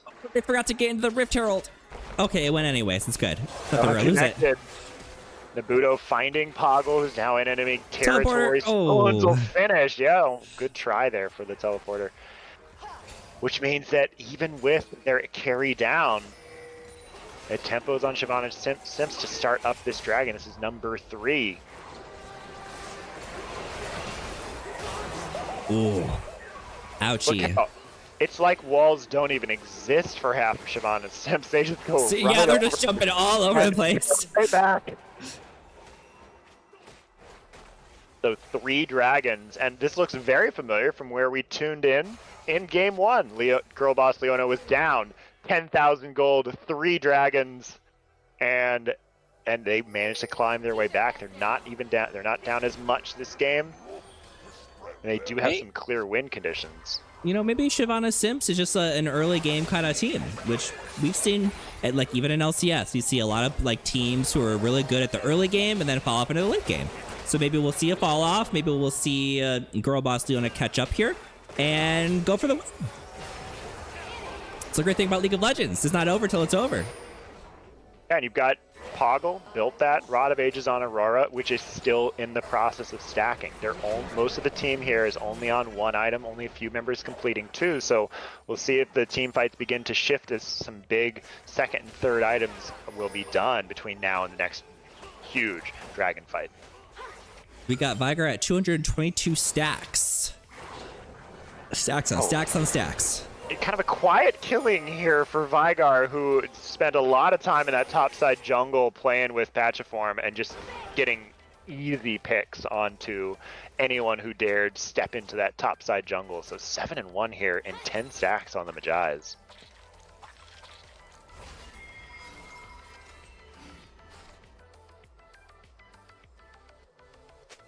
Never been a big fan of Magi's. I guess I just don't carry hard enough to be confident in Magi's. Anytime I've ever gone Magi's, if I do get close to full stacks, or I do get full stacks, it's just so disappointing to lose half of them just from 1 death. So, it drives me a little bit crazy. Oh, just like it's disappointing to lose this support just off of 1 Q. Spoons.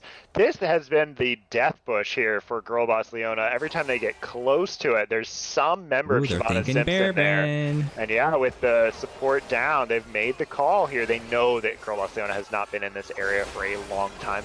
know there's no vision here. They're starting it up. Not even so much as a ping yet. Maokai's on his way.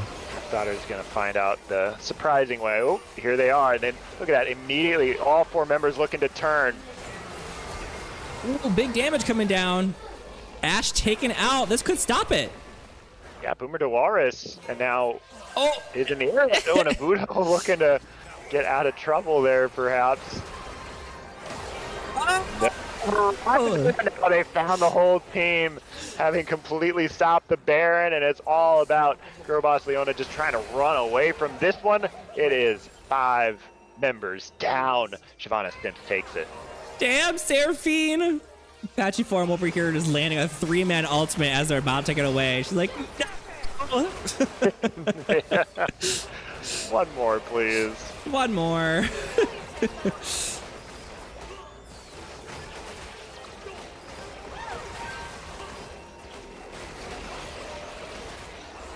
Now a Baron is going to go, and this lead is just going to get even bigger. 27-7 here for Shyvana Stimps, who really had been in control of this game most of the way through. They're going to look to close it out. Still 2 members deathless here for Shyvana Stimps, and for Nabuto Prime, that is quite an accomplishment. Yeah, when you're 7-27, okay, it's a little harder for me to say now that Lucian just needs a double kill to come back. He might need a couple aces. Yeah, maybe a penta. Let's see. Yeah, give him a penta and we'll talk.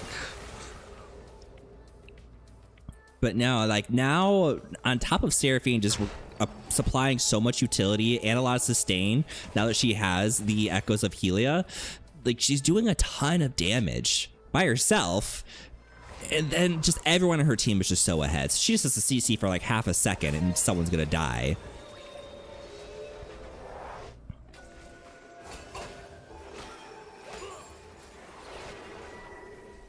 And like I was saying before we got in, the Maokai did go like an off tank kind of build, so they don't even have like a frontliner over on Girl Boss Leona. So I don't see where the win con's gonna be.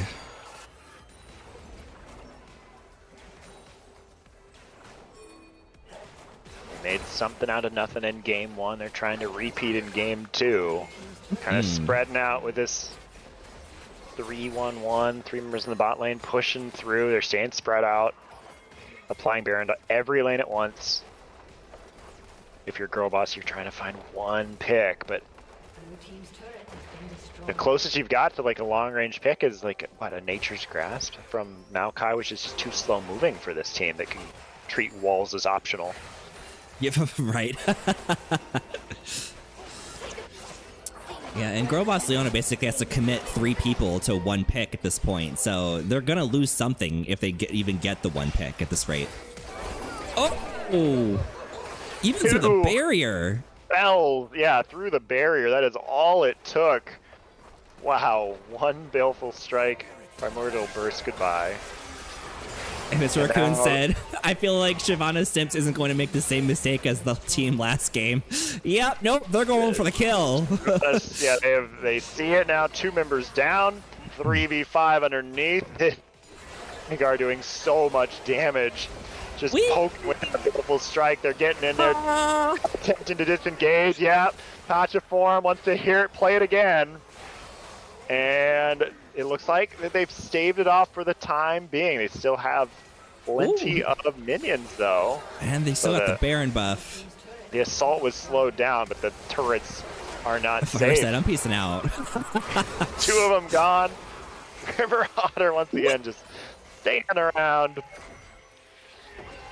The chase is on. Boomer can't quite catch up. Pachiform hitting everything with those double snares. Go, minions, go. Yeah, they've still got like a 1/4 of that turret left. It's time to reset and push for the win. Oh, the wings. Did you see the Lux skin that they released in Wild Rift? No, I did not see a Wild Rift Lux skin. Oh my god. They put her like in this poofy dress. She has a little flying poro that carries on a shopping bag for her. She looks like Cinderella. She struts like a diva. It's so freaking hot. And I'm so mad that it's not in this game. All the best skins seem to be in the mobile version of League of Legends. I don't know why Wild Rift gets all the good ones. Hopefully they bring them over eventually. They freaking better. I want that Lux skin. I would pay like $30 for a Lux skin. $40. Give it to me. Give it to me now. In mid lane, like that skin should be Patiform, who has been incredible. Crystal arrow. Yeah, the arrow lands. Everyone else looking to follow up. Can't quite make it happen. Resonating Strike lands. Going in, but there's no kick to be had. Poggle threatening the backline. Patiform flashing out, staying alive, and now you have Boomer to Walrus with couple of kills, hitting out beautifully. Nabuto now gonna take down the carry, which means most of the damage is down. Poggle's still alive. Damage wasn't even a part of all that, so he's got minions there. Yeah, Naruto was making me nervous. I was like, oh, he's going the wrong way. His team's getting caught out over here. But then, I mean, he showed up and cleaned up, so that's what matters. And Diamond now, she's just trying to pad some stats here. Pad those KDAs.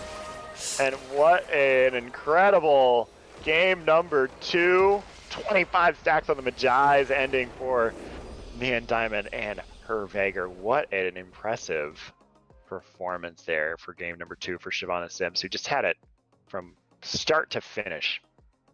Come through, Topaz League. Oh my goodness. The insanity of these games. Who do you think was MVP, though? I have got to give MVP to Patiform, who on that Seraphine, it seemed like every time that Girl Boss Leona was about to get away, there was some sort of a high note being hit or an encore coming through, just pulling back the Girl Boss Leona into the waiting arms of the carries. And so I think playing it beautifully and deathless, Patiform had an incredible game number 1. Or game number 2, first game of the night we got to see. I 100% agree with you. I mean, their whole team did extremely solid. That whole bot lane combo was nuts. Veigar did an amazing job of keeping the pressure on, catching kills in the jungle. He had stacks on stacks on stacks, basically maxing out the Magi's. And then Nabuto having those crazy plays where he just dodge, duck, dip, dive, and dodge that Xerath. It was all nuts. But I would agree with you. I will send MVP towards Patiform on Seraphine. Congratulations, Patiform. Yeah, John said Seraphine's just more of a girl boss. Preach. Oh, got a message. Okay, that's the new code. Code for third game. All right, copy. So game 3. We'll continue to follow Shyvana Simps. And now they'll be taking on Garen's Gyat, who got out to a big lead against Girl Boss Leona in game 1, so they can certainly play that early game. Looking to close out a game number 3 here as they start to load into the lobby. It looks like we're waiting for the other team to clear out of their game. So Fill in, all right. Going against third game is Shyvana Simps versus Garen's Gyat. Garen's Gyat.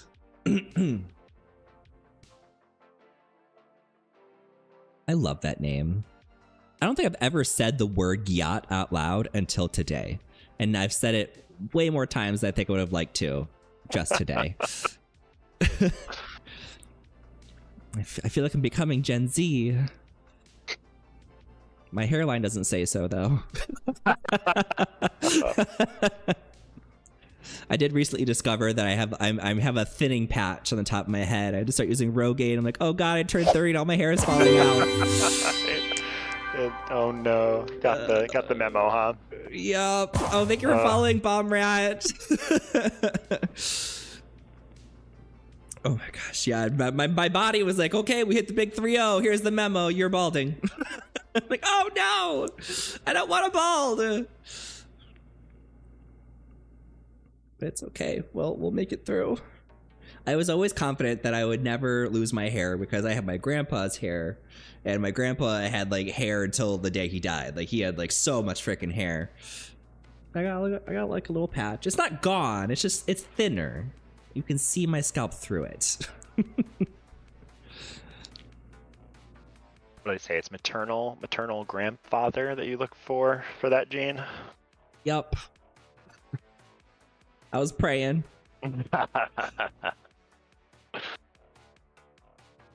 The raccoon says yes. Maternal genes. LOL.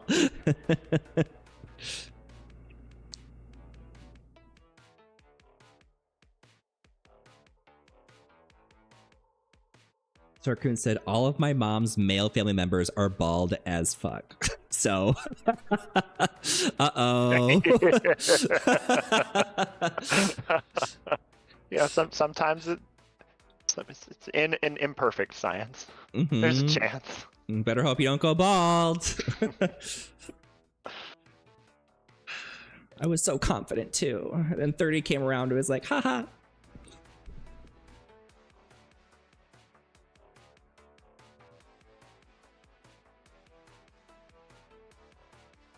So while we're waiting, why don't we see... let's see if we can grab River Otter for a little chat. Yes. Let's grab a captain here. Cheer view on stream? Question mark?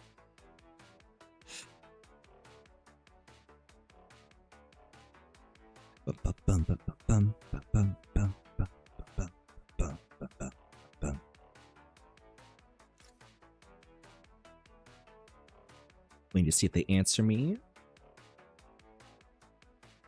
I'm digging this music in the background. It's just like, it's almost like classic Nintendo, but like turned modern.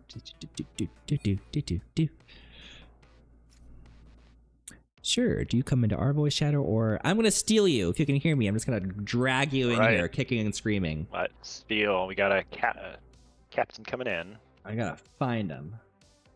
Not Ruby Division. If I can see Topaz, I might not have access to Topaz. Oh. Let me see if I see Ruby. I see Pearl. I cannot abscond with anyone in Topaz. Yeah, I can't see it.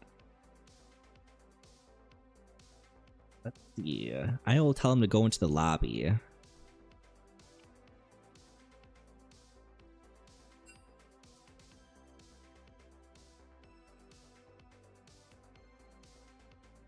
The local trash man sitting in League lobby. It's one of my Magic the Gathering buddies.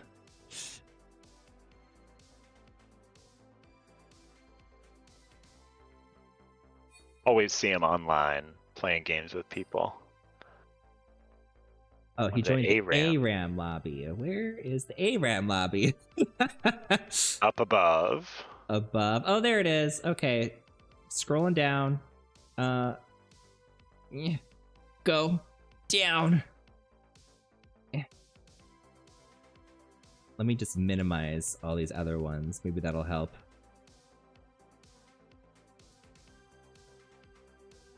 It won't let me drag you that far. All right, you're going in Freljord's Freaks for now, and then just down even further into the League lobby, and then down even further into ours. There we go. Only had to move you 3 times. Welcome, River Otter. Yes, welcome to the party. How are you? Pretty good, pretty good. How about you guys? Oh, just swell. That was quite the stomp we just saw here. Yeah, I agree. Especially after the first game, the first 30-minute banger that we had. So the second one was a lot more fun. Was that was the one where you guys couldn't get in? Yes, yes. Yeah, it was a super fun time over here talking about life and, you know, live, laugh, love, and happiness and League of Legends.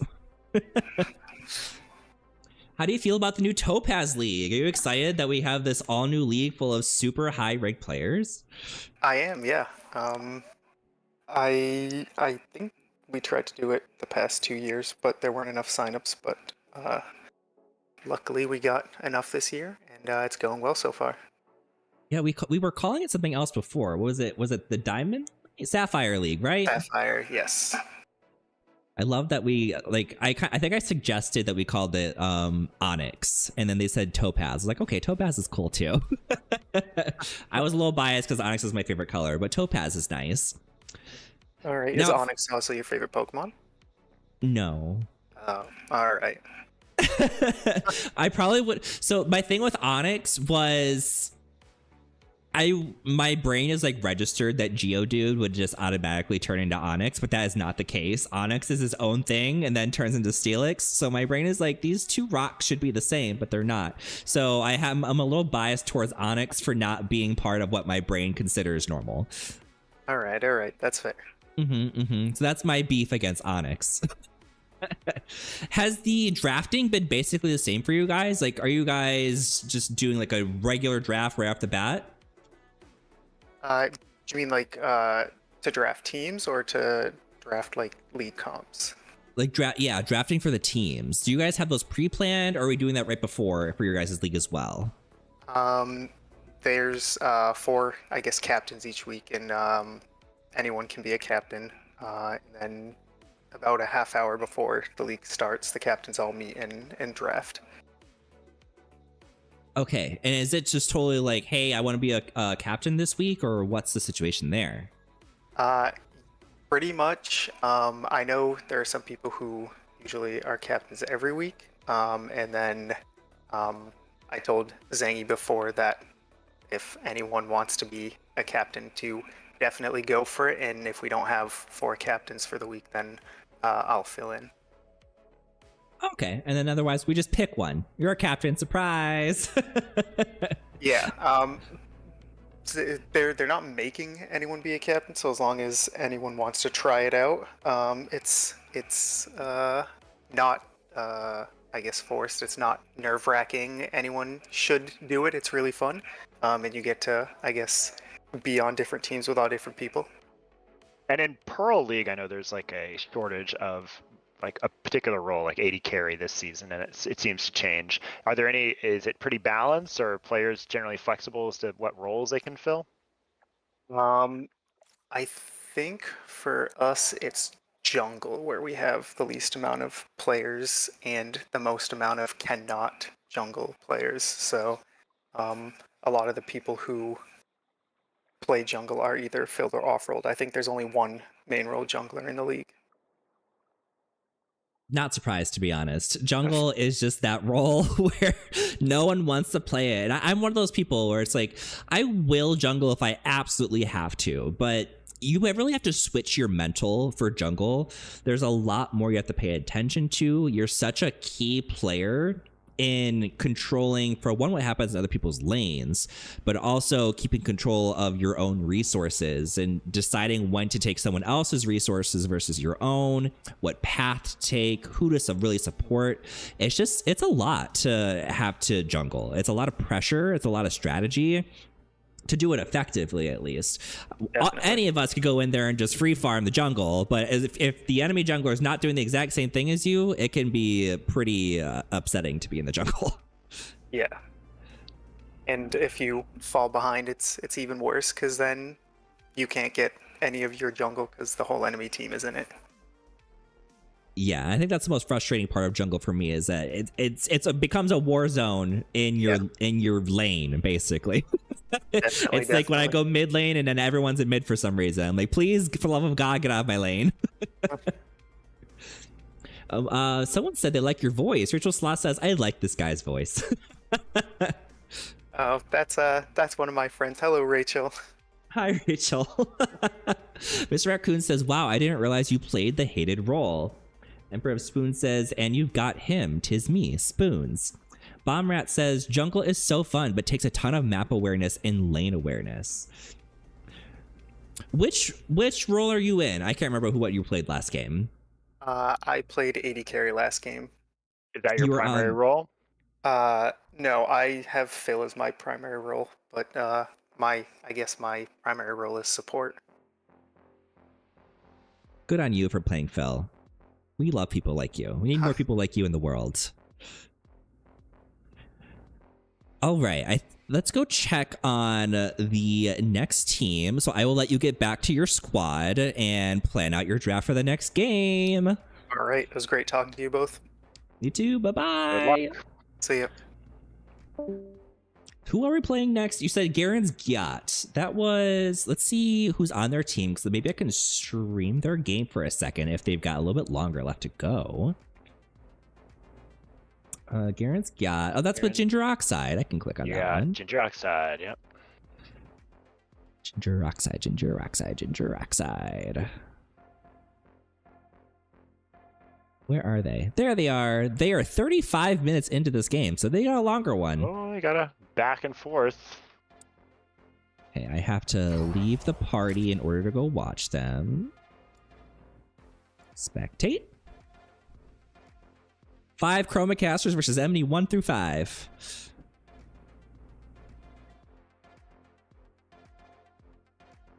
Oh, I got nervous for a second. I just went to the Twitch monitor, which like kind of shows what's happening on the actual stream, and it was the starting soon screen. I was like, oh god, and then it fixed itself.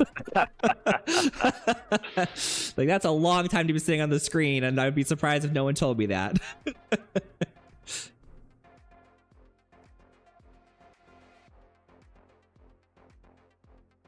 Looking to see who does play jungle. So last game we saw on Shyvana Simps, it was it Spoons in the jungle?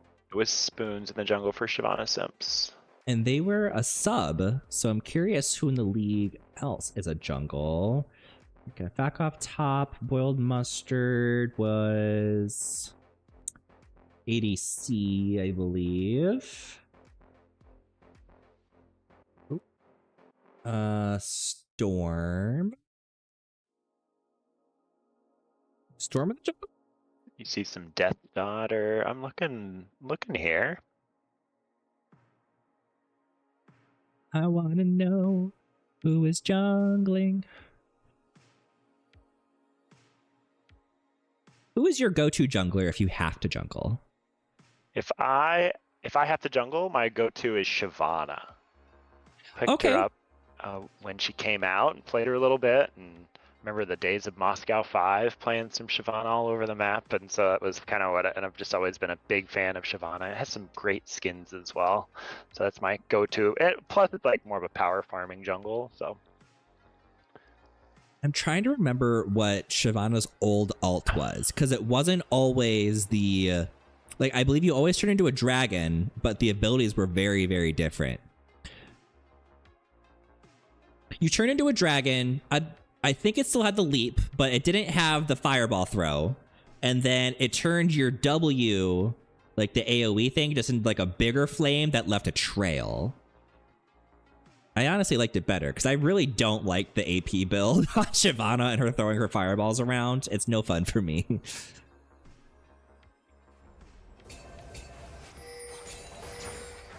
Oh, interesting. We loaded in, and we got Fakov on Scion on the top side, and he's got the Spellbook. I almost never see people take Spellbook nowadays.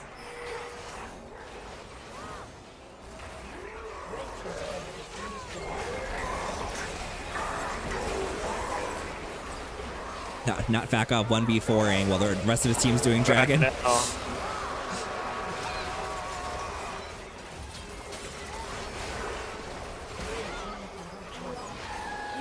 Execute. Execute. Oh, Elder just being so strong here, but the damage is all down. Capri. Execute. Execute again. Pow, pow. Pow, pow. We heard it, and there it goes. Elder just too strong here. And this game is super even. 31-31 on the dot. 63,000 versus 66,000. So just a 3K gold lead. They do have 4 dragons over on Garen's Gyat. Not Garen's Gyat. Garen's Gyat is on the left side. So the other one is Pookie Jarvan, right? Jarvan, yeah. So Pookie Jarvan has the 4 dragons. And even though they didn't have that Elder Dragon there, or were they the ones that had Elder? They were the ones that they came out were. with Elder. Okay. They still have it. Oh Went my down goodness. immediately. Oh my god. with Lickening there, just taken down with the culling. Oh my We gosh. get to see the crazy Lucian game we were looking for. Yeah, Lucian. I think Lucian got a double kill early in this game.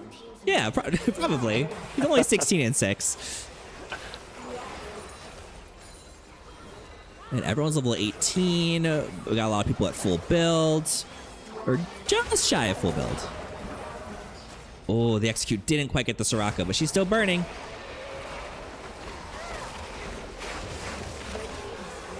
Was that double smite? That was double smite. That's so funny. Not the spellbook smite.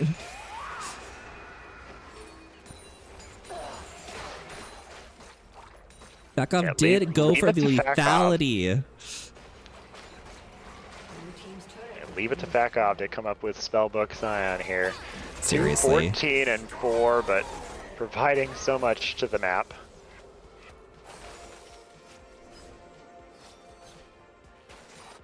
I've never actually played a game with Fakov before, but I feel like Fakov is a troll.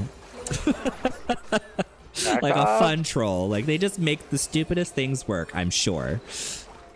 Oh, we saw in the Invitational just the complete harassment of bot lane from top here as Enchanted Crystal Arrow lands, and unfortunately Fakov completed the base. That means that there's a numbers advantage for this side here, but yeah, you have to commit they your get 4 some resources kills. to take some people out, but you're going to lose a resource while you're at it. Hit her down. We're going down, down.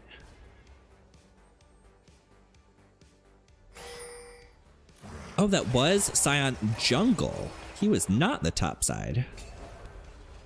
Hold on a second. So he went jungle and spellbook? So he's been switching out his non-smite spell. No. Fakov doesn't have upgraded smite like Sejuani does. Am I crazy? Or am I crazy? No, Sejuani does not have smite.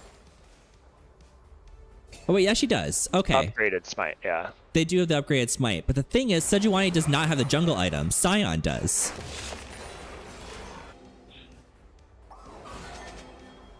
I wonder if they... What, jungle? Oh, the... Okay, because Sejuani goes away once the upgrades. It went away, yeah, let's say he decided, Fakov has decided to pick it up late. And later. his just upgraded, so now they have 2 upgraded smites.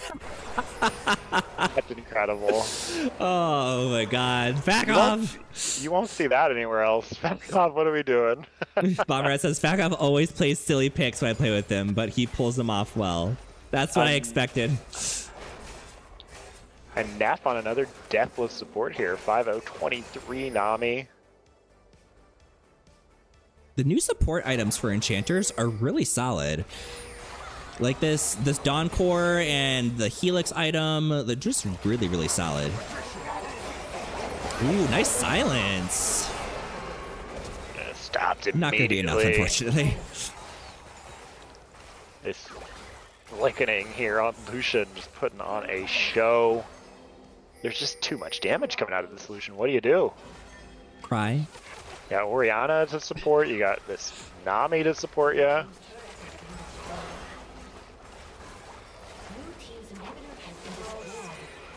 You have a lot of wave clear here. They're forcing them to play it so slow. But now all 3 inhibs are out. Elder's coming up. What is the choice going to be? Fakov just deploying onto MVPs. Gwen here. True's trying to kite away. It's not enough. Now it's 5v4. Yeah, Time Gather finding Capri with that ultimate, knocking him back. This has gotta be it. Pad those KDAs. Absolutely. The teleport cheese. Pentakill. So bouncing back there, we get what Pookie Jarvan. With Come on, Pookie. Pookie Jarvan. Wait, who is the winner of that? Pookie Jarvan. Yes, Pookie Jarvan. Pookie Jarvan. Let's see if I can get back into that game. Here we go. They should all be loading in here. And they'll be coming in, yep. Glad we get to catch the finale of that one. So Garen's Giat looking to bounce back. Garen's Giat bouncing back. Sam, I love you so much because you're so funny, but you don't usually know when you're being funny. You make the best jokes, but you don't realize you're joking until I catch it, and I freaking love it. Oh my gosh. I need to clip that one. Add marker. We'll call it Giat.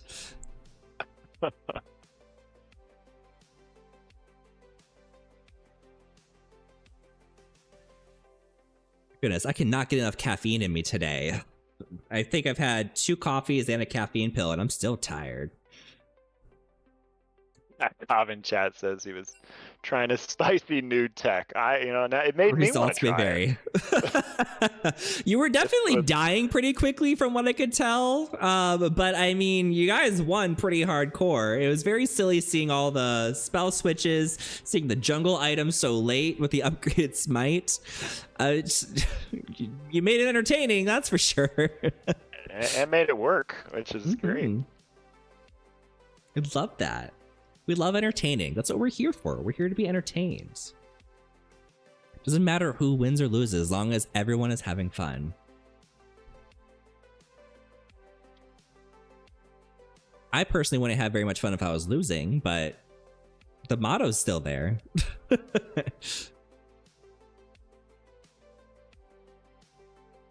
I think that's my issue with Clash. I don't ever play Clash because if I get stuck with the same team and we just keep losing, I don't really have the option to leave without like basically just abandoning the team mid-Clash. So yeah, I feel like you got to talk to the group you're with beforehand and be like, hey, if we lose round 1, are we just giving up? Are we playing for 5th place? Like, how are we? And that way you know what's going on. I like to play even if I'm lose the first 2. I just like to, although I don't know if I've had it where I lose the first 2 and then have to play game 3. I feel like by then the other team has always forfeited. Yeah.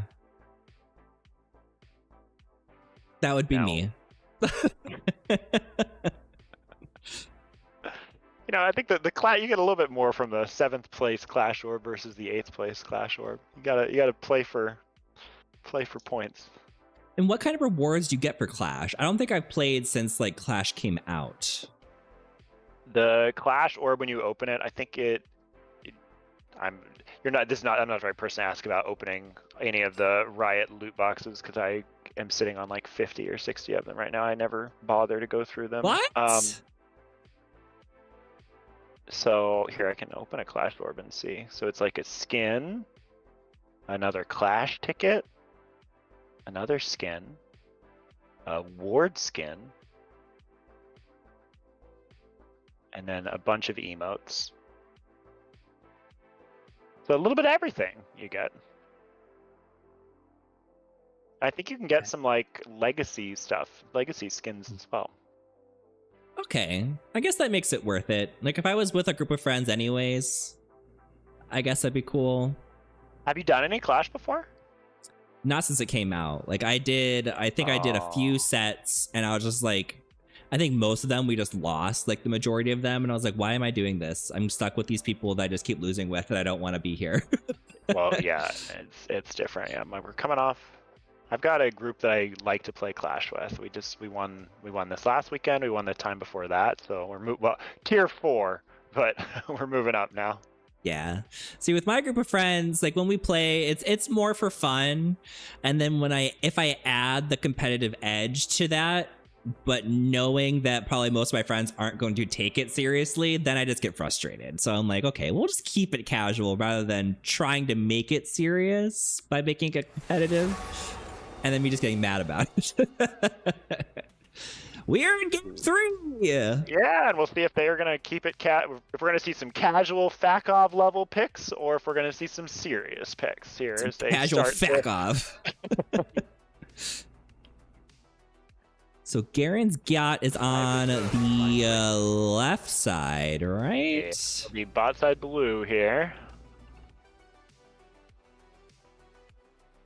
And then it's Shyvana Simps again? Shyvana Simps once again. So we'll have Nabuto, Spoons, Neon Diamond, River Otter, and Petriform over on the other side. No, not Garen's Gyat Leona, just Garen's Gyat. Yeah, here we go. Apply. No Mundo, no Jax, no Lee Sin, no Camille. What the? That's a lot of top bans. I guess Lee Sin's technically a jungle ban, but... Yeah, and putting on an impressive performance there for game 2. Had it locked in game 1 as well, so perhaps a comfort pick there. Game number 3, no Lucian, after 2 straight games of Lucian.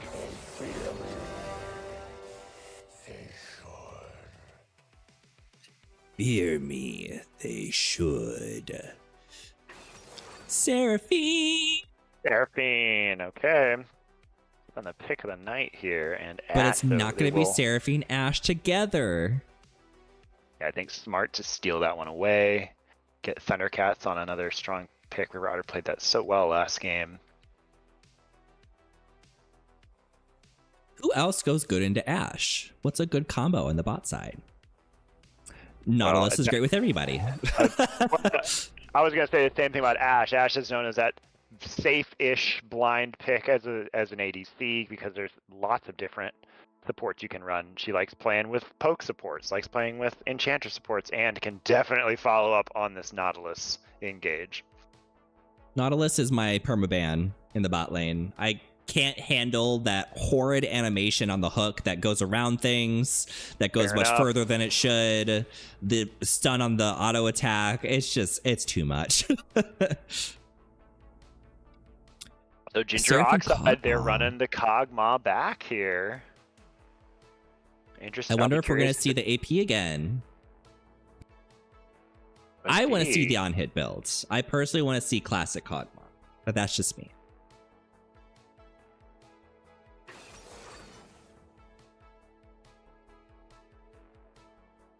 Void monsters. Yeah, really. Seraphine's gonna have quite the company here.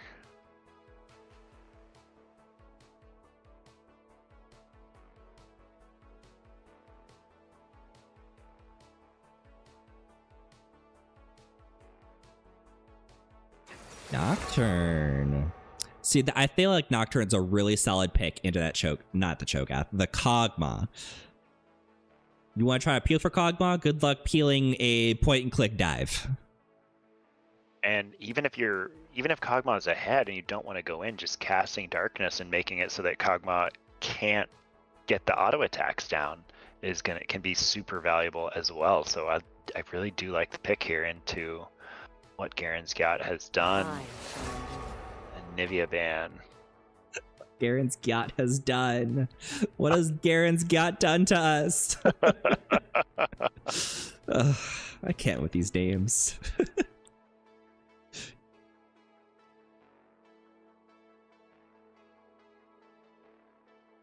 No Anivia. We said no more giant wave clear. One to fear.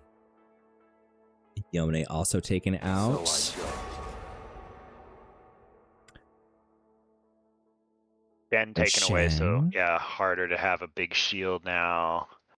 Always with the classic Shen Kog'Maw combination. Good ban there from Shyvana Simps.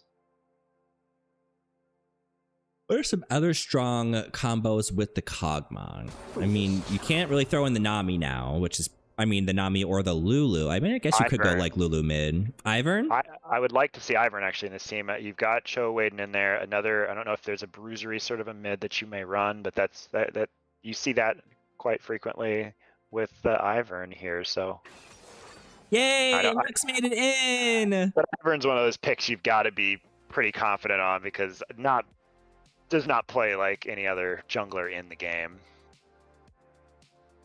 Could go with like an enchanter support as well, like out of the mid lane, whether that's Karma or like a Lulu. If you're going for a full send, protect the Kog'Maw composition. Absolutely does not have to happen, and Zed indicates that that is not the path they're going to go, which perhaps tells me that it's going to be AP Kog'Maw again when you're not trying to just build a pocket auto attack things to death, but pick them off from long range and then let Zed come in and do the killing. Let me just see what their last pick is going to be on Shyvana's Sims, because if it's a squishy, I would be a little nervous for them with the Kog'Maw explosive damage if they do choose to go the AP build. If it's a tankier person, then I would much rather see the on-hit Kog'Maw come through. Yeah, it does feel like AP Kog'Maw though, with AD mid and AD jungle here. So Yeah. if they go on hit, it's going to be very challenging, and there's not a ton of peel protection for Kog'Maw. So the AP makes a lot of sense to stay at range to knock down the likes of Ashe and Lux and Nocturne low enough for your Graves and Zed to pick off. So Riven, an interesting choice. I've not seen Riven play in a long time, so this is going to be, and a Riven into Cho'Gath. So see how this one shakes out. I'm unfamiliar with how the matchup is right now. Yeah, I miss the box gameplay with Riven. Did you ever watch box? Yes, I did. I don't think he plays Riven as much anymore. He mostly plays TFT from what I see, but those days bring me back, because yeah, Riven has definitely fallen out of the meta hardcore. Her kit is still interesting, like enough to where I could see it working with a lot of the new items, but she's just not as cool. I feel like they need to rework her kit just to be flashier, because it's just kind of, she's just jumping around. Her stun or snare is a very small animation that you barely see, and then the shield is literally just a small dash. So there's nothing flashy about her, whereas everything else nowadays, so flashy, so cool, so fun to play. And she has a high skill ceiling too. Like, you really have to know how to weave in your autos into your abilities while dodge, duck, dip, diving, and dodging with very, very small dashes. Yeah, and pick this deliberately into Cho'Gath. So see, normally I think of like Riven not wanting to play into something like Cho, like you just have this unkillable wall in front of you. So, but it was the counter pick. So we'll see. We'll have to keep the camera up there and see how top lane goes. Shyvana Sims definitely thinking that that's going to go in their favor. I mean, who do you think's favor it's going to go into? Who do you think's going to win based off the team comps? Overall, I really like the team composition that Shyvana Sims has drafted. I like Nocturne into Kog'Maw. Specifically, I think that was a really clever choice. And then taking away that Shen to support. I love they have a good amount of pick, burst, and like CC with their team. They've got Enchanted Crystal Arrow that can go. They've got Depth Charge that can go. They've got Paranoia that can go. They just have so many go buttons that if anyone on Garen's Gat is out of position, that they are very much in danger of getting picked off, and they're pretty squishy. Zed can run, Kog'Maw can't run, Seraphine can disengage to some extent.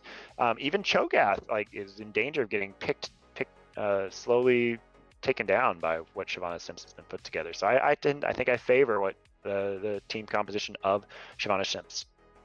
Shyvana Shimps. Shyvana Shyvana Shimps. Yeah. No, I agree with you. Like when I'm looking at Garen's Gat, I can't with this name. When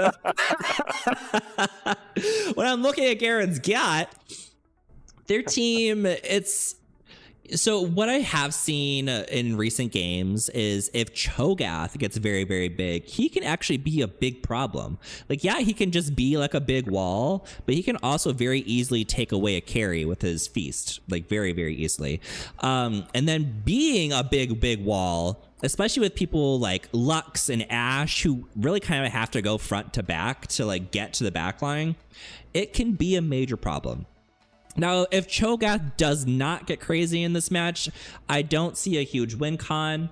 Let me switch this over to the correct thing.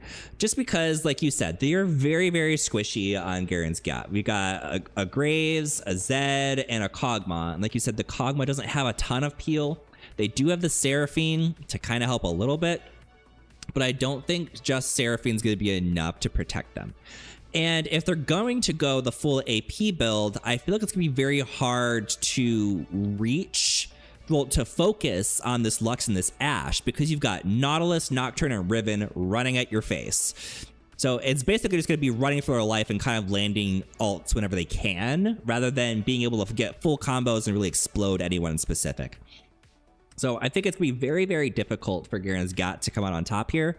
And as you said, with Shyvana Simps, they kind of have it all. Like, you've got a really excellent bruiser on Riven. You've got amazing dive on Nocturne that can just focus down the Kog'Maw if he is a problem. Lux and Ashe just have amazing CC with themselves, and Nolus has great lockdown and great peel. So they just have the works. So I have to give it to Shyvana Simps based on team comps. As this match progresses, I'm very curious to see how MTP is going to play this top lane, because the issue is, are you coming to team fights? Are you trying to split push on this Cho'Gath? How are you playing out this side lane? And can you threaten this Riven, or do you need to always be with your team? In which case Riven is just going to have a free side lane. So I think side lanes are going to be really, really important, and MTP is going to have a lot of hard questions that they're going to have to figure out an answer to. And you know what I could see here? Oh, is this going to be an invade in the mid lane? Oh, please land a hook. Oh, snare coming down, maybe? No, they started with the E.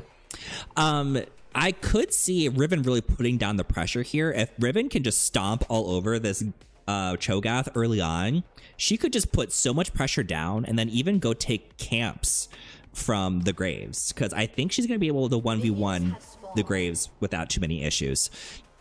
Especially if she's got Nocturne on her side of the jungle. That would be a really aggressive approach that I could see really making a huge difference. But I think what I would focus on as the Riven is just putting so much pressure that the Cho'Gath doesn't get to free farm and going for roams. Now, one thing that Riven missed in that transition to top lane is that Graves and Cho snuck into the jungle. So Graves starting on his opponent's Raze here, and Garen's Got did not notice this. So Nocturne might not be able to get a full clear off here. Unless Nocturne gets smart and goes into the blue side jungle. They have to get that information though. So if there's any early wards or any wards that come down, it would probably be from Capri in that mid lane on Zed, but with Lux pushing in, there's really no way to secure that vision, and Nocturne already passing towards that top side and gonna find nobody home. Uh-oh. Oh, the first strike. Lots of free gold. Oh, it's not here. Being like, how None of it's much did you here. take away from me? And then you did see some help here going down and warding the blue buff, so now en route, but I don't think realizing that Karen is on the Graves on the same side. So now Nabuto Prime, who just came off of that warding duty, getting ganked here by Hank, trying to come in, gonna be able to just bunny hop away on Riven, and that means that Spoons has an opportunity to go in and start this blue buff. Good thing Riven has 4 dashes. Spoons lying in wait. Oh, he said, I'll let you take a little bit of damage first. See how much. Oh, but first blood going over to Ginger Oxide. Off screen there as Spoons is so patiently waiting for this one. Now checking the brush. Light going over to Spoons, securing that blue buff. Still, she didn't waste some damage. Spoons seeming to have the advantage. Can Hank kite it out? The answer is no. And so Spoons claiming one nightmare for himself. MTP knocking up Nabuto for a little bit of damage. Nice job, Spoons. Way to put the bully back in this place. Yeah, and so we'll finish the full clear now. Got his side and his opponent's side. Better be careful, though. He's going to run back into the Graves. Got it. Now round 2. He is a level ahead now. It's like, let's do it again. Fear lands. Double flash. MTP coming down to try to support. Oh, he gets him. Ooh, step on the cone, step on the cone. Now MTP looking for more. Yeah, the blast cone not quite available. So MTP scores a revenge kill. But wow, 2 kills for Spoons there. Just playing on his opponent's jungle. Hi, Swaby. You just have to smiley face in the chat. I mean, Kwai Baby. Welcome back, Kwai Baby.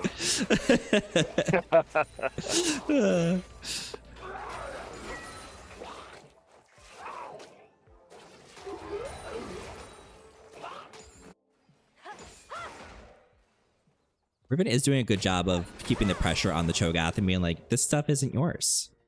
You are not allowed to have this.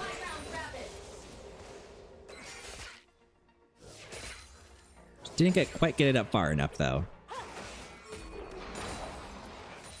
Ginger going back now, having that kill and scoring 37 CS, completing Boots of Swiftness first. Now, speedily we're going to be running for our line. life. That is an Ashe on that team. Let's got reduce an them Ashe. slows. Mhm.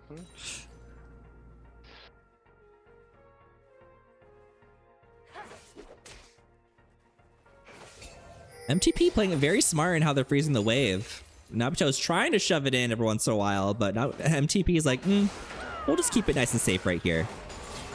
Ooh, big burst damage coming down, though. She just got 6. Whack! Oh, and getting it to go there into exile with you, Cho'Gath. Ooh, that is dangerous doing that by yourself at level 4. I think they can do it. Looking for maybe an Ashe Hawk shot. It's gonna be close. Yeah, just sneaking it. But as a jungler, you take so much time here. In the meantime, you had Spoons who just heisted another one of your camps, and now will likely just get the cross-map objective, but be up a couple camps. So early Dragon, though, collected for the side of Garen here.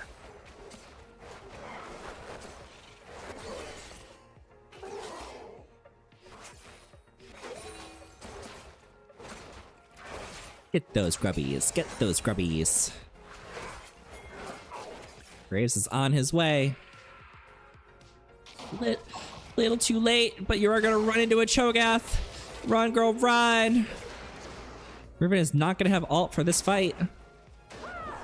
Kanabito trying to come down and help, but it is a 3v2. They just want to get out of there, but instead going forward, the death mark goes down. Paranoia comes out as well just to try to buy some time, but it's not enough, and the kill goes to Capri. The darkness. I think this might be a standard build Kog'Maw. We've got Boots of Swiftness, like you said, and then we got a longsword coming out, so not AP being rushed. Big damage going down on Ashe. The barrier. Barrier has been such a cancer in the bot lane lately. Everyone's taking out an ADC, and just killing ADCs has just become very difficult. Yeah, the cooldown is just so low. You get to use it flippantly, and then it's back up the next time you need it. It's not like heal was, where you had to really hold on to it, and it was a big shift and it was down. There's just seemingly no cooldown on the thing. You always have to worry about your opponent having barrier up. Who needs a shield in your kit when you can just pick one up for free?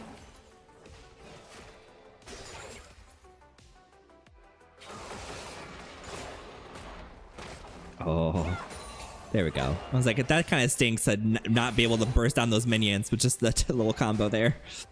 They had like 1 HP each.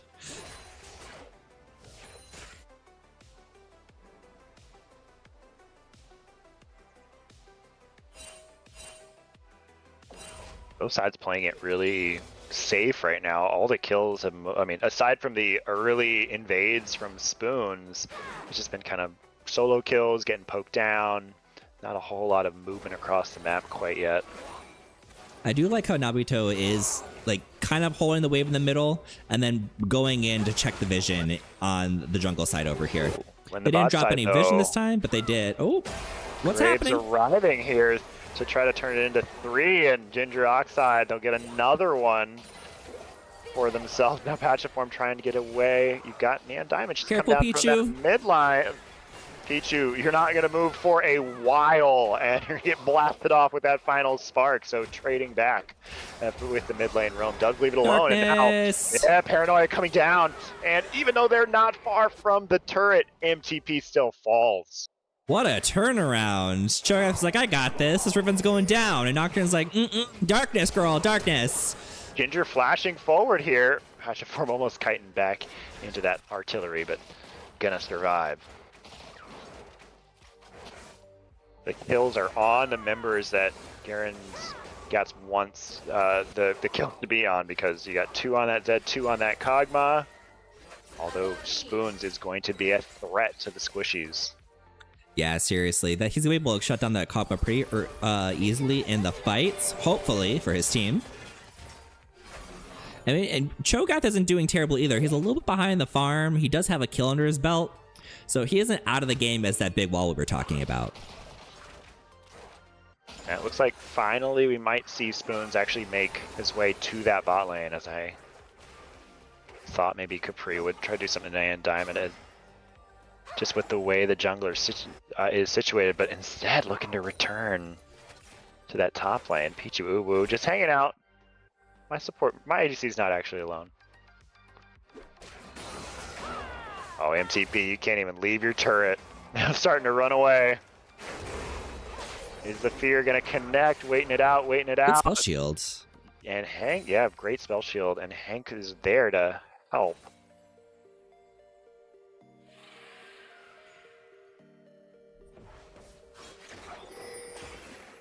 You know, a lot of people get nervous when, oh, is she gonna go down? Oh, a contraire! Picking Mhm. up the reverse kill with that singularity. Okay, Nian. I was literally just gonna say, people get nervous about playing Lux into Zed, but honestly, it's one of my favorite combos, like combinations, because I almost never die on Lux going against Zed, even though he might be a little annoying. Every time he dives, you just throw your full combo on him in melee range and he dies. It's great. Yeah, as we just saw, that was impressive, and I guess you got the barrier to kind of keep you alive with some double shields. Nabuto pushing up, giving Spoons the space he needs to finish off these Void Grubs. Oh, but we'll actually... I'll come in. Let's do it. We're going right now and check across the arrow, just missing the mark, and so... Yeah, I got that last grubby. And immediately say, screw the Void Grub, I would much rather take a double kill. Let's go.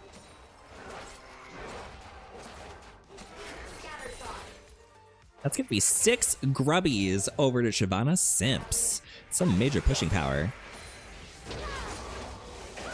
And this is the issue: is can this Cho'Gath actually match Riven, or? And I mean, the feast looks very, very appetizing right now, but because the side of Garen's Gad, they need this Cho'Gath to come in and support them once these fights are happening. So how is MTP gonna match this? And now, if you leave Riven alone with the grubs, that's a lot of turrets that you're gonna able to take very quickly. Cho'Gath did just finish his Heartsteel, so maybe now we'll start seeing some bigger trades between the Riven and Cho'Gath. Because previously he didn't really have any tools to do anything to her. Now at least he gets stacks. And Ginger just opening up on River Otter. It's just not a trade that the side of Shyvana Simps can win right now. It's just Kog'Maw Opening up her Gyat. So much pressure. Ooh, interrupting, but Nabuto just continues to lean in, and look at that. Almost nothing done to this Cho'Gath. Those Cho'Gath just get too big for Riven to answer here. I like the Black Cleaver to try to answer that. Ooh, Ginger Oxide putting auto after auto into River Otter. Oh, not the hook. Cut it out. The hook lands. Yes, encore! Pichu Uwu's encore here. And now it is a Brouhaha on the bot lane as a teleport is also coming. Patchaform trying to chase down Hank. Will lock down yet another member and get it with the dredge line. Nan Diamond's there to clean up the kill. You know, 2 for 1, but that does put Ginger at a 3-1 lead. So, I mean, getting Kog'Maw ahead? I'm a happy camper. And Blade of the Ruined King complete now. Oh, flashing forward, dredge line right into that final spark. Goodbye, mid laner. Now that's a 4-1 Lux as well. Oh my goodness. It is 6-9. The gold is not too far apart. There's 1,000 difference. There's 1 dragon each and 6 grubbies over on Shyvana's Simps. So they do have a minor lead in gold by the 1,000 and the grubbies. But otherwise, it's not that far apart. We've got ourselves a game, and now we're really entering the mid games. The turrets are going to fall soon in these lanes. It's just going to be, where do the junglers want to make this happen? And right away, Garen's team looking to take it from the top laner as they take down Riven, or a lot of Riven's HP, and now are they going to push, or are they just buying space for Cho'Gath back? And Riven is learning the hard way now. Now that Cho'Gath has an item, they are not going to be winning the trades as easily now. They're going in there thinking they're going to, and then they get down to like 1/3 health and like, oh wait, Cho'Gath is stacking Heartsteel on me, and it hurts. Pichu face checking Spoons, and Channel Crystal Arrow immediately landing, which means the fear is going to follow up, and all the damage goes down, but so much return damage for the Kog'Maw, getting the shutdown onto Spoons and out Ginger Oxide, going on to River Otter. Hear that Bio-Arcane Barrage just doing so much damage. They have the support. Is there going to be one more? Pichu Uwu is going to find the final tick of damage. Just give more kills to Kog'Maw. Why not? What a turnaround there. They had numbers. The one thing they did not have was a paranoia. And although Pichu Uwu face checked the Nocturne, they thought that'd be enough, but just one item, Kog'Maw, not even boost. It was not enough. Neon Diamond coming down here. Final spark, not enough to take down Kog'Maw, and that's a shutdown now. Going over to Garen's Gyat. Yeah, you know, we're getting into the mid game. We've got Kog'Maw finishing up some items, already working on their second full item. Another encore! Yeah, really, it just never stops here in the bot lane. Darkness. Yes, Paranoia is available, and that means that 2 kills going down. So after all of that huge sequence that just happened, starting with Nocturne getting picked off, finally does find the shutdown. But the team is hovering to try to make sure this turret doesn't go down. So first turret, both sides still looking for it. Yeah, it's just back and forth. Double kill, double kill, double kill. Giving more kills to the already fed carries, giving more kills to the already fed carries. We're going to have 2 sides of 2 like crazy carries between like Kog'Maw and Zed and Lux and Nocturne. So who's going to carry the hardest? That's the real question here. And hi Zangy, welcome to the stream.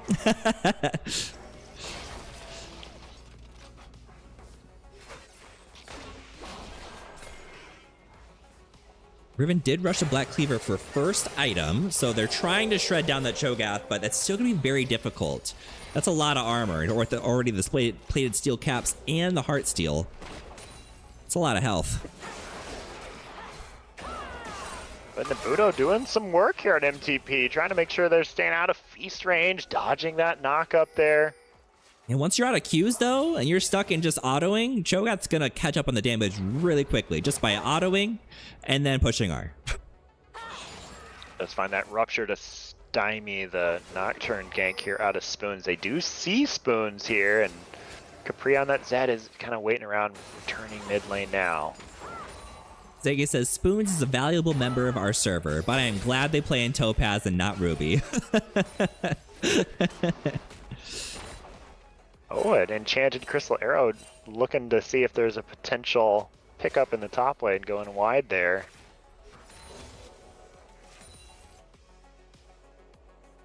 "18 minutes and we're still effectively laning here, as neither team can find an opening to take the turret and start moving around the map. The junglers are here, but they just can't make anything happen. And I think we've seen all 3 of Garen's Got's games go rather long. Oh boy, down goes the Graves from the ult. Cho'Gath wants a piece of it. He's like, come here. Oh, he's got the Zed follow-up. Down goes Spoons. The ult goes off on the Riven. They're flashing and dashing. The burn's going off, and Lux said, that's my kill. Come here. And Diamond is from Fog of War. So clean to pick that up. Insta snare, insta ult, goodbye Zed, and actually now trying to harass this mighty large Cho'Gath at MTP leaning into Neon Diamond. And having to burn the flash, trying to stay away, but there's a turret that way. The autoing with that red buff. So little. Nom nom? Do we still have it? Oh, he doesn't have it. The level up, not enough. Finally, worked that one down for a while. Zangy says the ambush into the ambush. LOL, well played. No, that's been like all of the fights. Like all these fights have been very give and take. They're not very one-sided at all, which I love. It keeps it so action-packed. And now there's our first laner not in the lane. Nabuto has come mid. The turret has fallen. Claimed by Shyvana Simps here. Now we'll see how if they want to bring anyone to the bot lane, try to make something happen. Some pings going down, dragons available. Now we're thinking about that dragon. We're vision clearing. Paranoia coming down right onto Ginger Oxide. They know that is the target. Enchanted Crystal Arrow just misses, but the fear does land. Ginger Oxide still staying alive. Had half HP. They can't take Ginger Oxide down, but they are on the retreat here. As Patrick that Riven ult. Red line gonna land, and now the Riven has come through, finding the way into the back line. Triple kill for this Riven. And River Otter now has tagged MTP, so the slow gas just trying to move away. It's not going to happen. That Riven came in clutch. Just went right in there to everyone who was just about to get away, and they really said, here, go down to 1 HP real quick. And that is going to be a dragon for Shyvana Simps. Dragon number 2 for them. I missed it. Where did Riven come from? Did they find a flank angle from mid lane, or did they just come in front to back and clean up? They just went front to back. They walked right past the dragon pit and just dashed and jumped right in and then pushed R. Gap close, R. All right. Mm-hmm. As you can do when you have 4 dashes. Yeah, 4 dashes leading to 5-0. So it had been so close with that Riven versus Cho'Gath matchup, and now does that tip the scales heavily in the favor of Riven, who's elected to go for Merc Treads rather than any sort of armor right now? Yeah, you know, when I'm looking at it, so we do have, the Ashe is not very ahead, but they're also not super behind. Like, they aren't dying a crap ton. They are really behind on farm. Riven's like, let's just get this Kog'Maw. Let's just pick up some more kills. But Kog'Maw is putting down the damage. Dodge, duck, dip, dive, and dodge, girl. Yeah, a very noble effort, but that is a tough matchup for an ADC to be in 1v1 in a side lane. Yeah, it's just when you have Sundered Sky on the Riven. Just gonna keep healing even if you are doing damage. What I'm trying to say is, but actually keeps happening, we have a really fed Lux, a really fed Nocturne, and a really fed Riven, all 3 of which can be really excellent carries.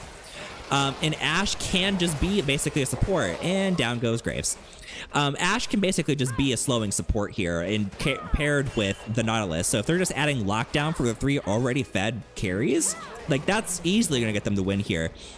Whereas Graves is extremely behind. He's 0 and 6, and he's going full lethality. So he's going to be very low impact since he's not killing anybody. Zed's doing okay, but he's not really crazy. And Kog'Maw's just getting focused so hard. So I'm really seeing it being a Shyvana Simps win here, but it could be turned around. We could see Kog'Maw just wipe the floor with them at this rate, but it's going to be really difficult for them to have that peel to survive all this crazy burst that's coming at them. Well, and this is the game plan that Shyvana Simps has executed so well in the last game, where they are just taking control of the enemy jungle. They're moving around as a pack and just finding picks. The game was tied effectively a few minutes ago, and then they just went pick after pick after pick. Oh, the enchanted and it just arrow! continues as an enchanted crystal arrow from cross screen. Means that Neon Diamond gets an easy one, and look at this. The darkness comes in, and now just like that, 2 members down. They thought it was even numbers. The Nocturne follow-up has been insane. Anytime something looks even slightly like it could end up in a kill or even slightly risky for his team, it just flies right in. And I love, well, we'll see if Nabuto can get away from this. You've got lots of dashes to get back to your turret. They're going to give up on it, but I love what this Nautilus Patchiform has done. Just kind of is tied to Spoons right now. They're moving around the map together, ready to make any sort of plays as soon as they happen, and it's making it really easy for them to secure this line of vision. I mean, you cannot get within anywhere near this Baron, and that means that they're going to secure it and continue to build this lead. Yeah, I think what I was trying to say earlier, but I got cut off by all the action. No, I did say it. You got it out. Ginger tends to like the longer games. I've seen them, I think, play Kog'Maw 2 or 3 times now. In addition to some other carries where they tend to like the longer games where they have to scale. And they're not really getting that opportunity. We're at 25 minutes and we've got a pretty significant lead now over on Shyvana Simps. So unless Shyvana Simps really starts to get lax on their aggression, I don't see Ginger getting the opportunity to get to the point where they need to carry this game. So that's making me very, very nervous for Garen Skiat. Yeah, and it has taken the detour into Edge of Night as well as Zed. So they've got 2 Edge of Nights. Unfortunately, the Paranoia just drops both of those immediately. So it provides them that vision, but not necessarily the anti-crystal arrow that you need. And it lands once again. You have 3 ults immediately committed right as an objective is spawning. Another dragon in 25 seconds. That's going to be dragon number 3 going to Shyvana Simps. Riven might be looking for a 1v2 fight up here. They're going to grab the Encore.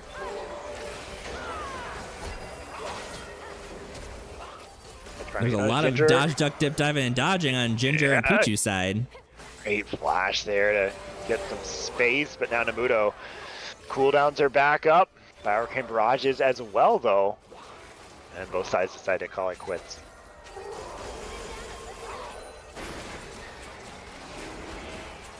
Here comes Dragon. Here comes Dragon.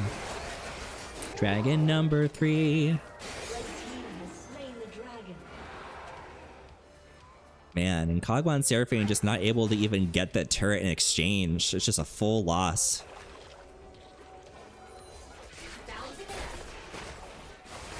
Oh boy, poor Cho'Gath's gonna be held still. That Paranoia cooldown, what is that, 20 seconds? Back up already. It is incredible. Is there a... No, there's not even... I'm now forgetting the name of the item. I know what you're talking about. The cooldown one. The ult not even available yet. More Enchanter Crystal arrows and stuns from Nautilus and slows. So let's just turn this around on the Ashe real quick. Not quite enough damage. Oh! Does have the damage. Sitting there targeting a teammate means this is Kog'Maw gets to open up. So 1 for 1 there. You can never leave Ginger Oxide alone.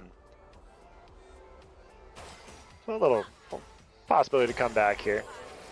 6 and 5 for Ginger Oxide. The lone hope here for Garen Skiat. The lone hope. They're getting close to finishing up their Ginsus, it looks like.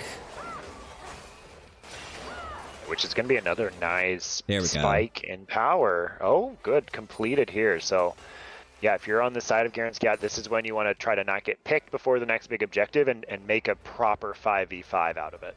And try to just play to your team's strength, and that is the Kog'Maw. Yeah, and the Cho'Gath is becoming that big wall now. It's just a matter of them not splitting for one, I think, because if they're splitting, they're not gonna be able to protect their team.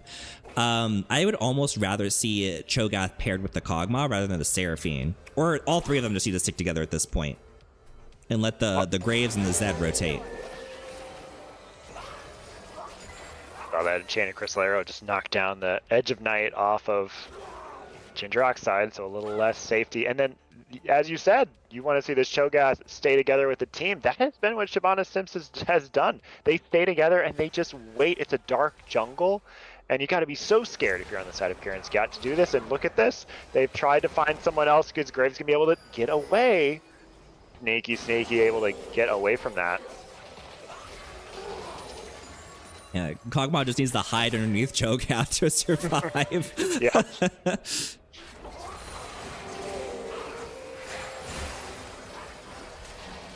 And now they're in this position, but what's the initiation? I guess it's Seraphine flash. I mean, Encore. Riven's gonna run to the back line and just handle it herself. Yeah, here in a second. Encore still out. The poke is gone, and now all the HP has been knocked off of your tank. They're on the retreat. They find a little bit of a snare, which means that both the carries are gone. Jindroxide, though, able to open up quickly, threading here to grab a 1-for-1 on Riven. So Zed and Riven both out. River Otter slowing up this Cho'Gath, pulling him back in as that dredge line. Oh, the HP just so Yeah, immense he's got for so Cho. much armor. Finally going down, though, meaning 4v3. Oh, Flashing Lux forward getting is- aggressive. She's like, I'm coming for you. Paranoia into the back. Oh, and it immediately gets followed up with that Nautilus, but you're going nowhere fast, Interoxide. You're down. Spoons in the back line, once again finding the target. So they did everything they could to form a pocket around the Kog'Maw, and Spoons still patiently waited, found the opening, and struck, and that means inhibitor down. It's a hard knock life for Ginger Oxide, having to avoid every kind of engage you can possibly imagine, trying to just dodge, duck, dip, dive, and dodge behind your big wall of a Cho'Gath.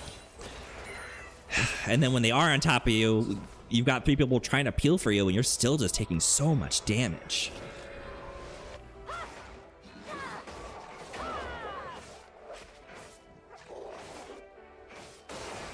Dragon number 4 for Shyvana Simps will be coming up in 35 seconds. It Unless will be another Garen's Gyat can maybe pick it up. Yeah, you can ring. I mean, you have some options here. You could try and say, well, we'll give you Soul and trade for Baron, or just commit to maybe getting the top turret here and just trading for some shutdown gold. It does feel like they need to choose a more aggressive option than that, though, and their team is bringing everyone over here to the bot side. Yeah. Nocturne's on top side. Maybe he's thinking about calling the Baron pull. Nope, they're gonna go to the Dragon.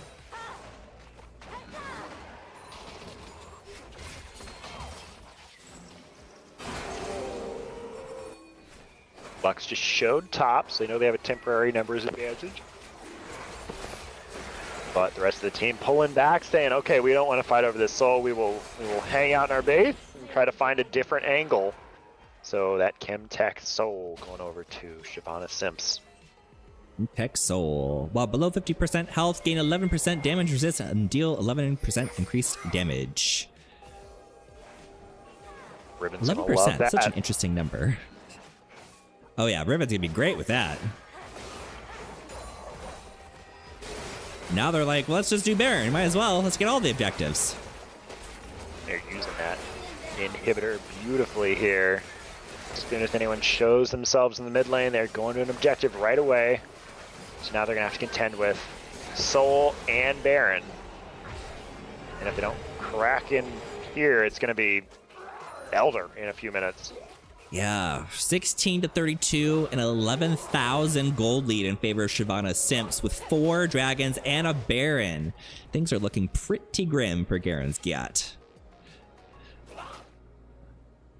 Garen's Gyat about to get clapped.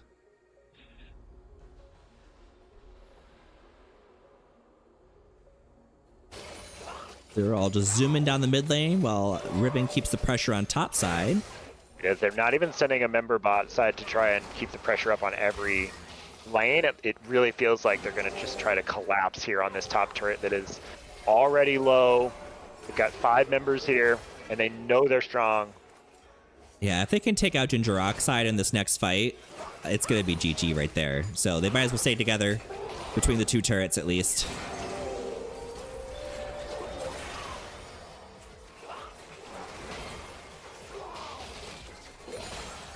Edge might have been dropped off here of Ginger Oxide. They're finding a little bit of poke. River Otter just is a complete volley just bot here, just volley after volley onto the back line, and now the top turret has fallen. Trying so hard to land a snare or something on that back line.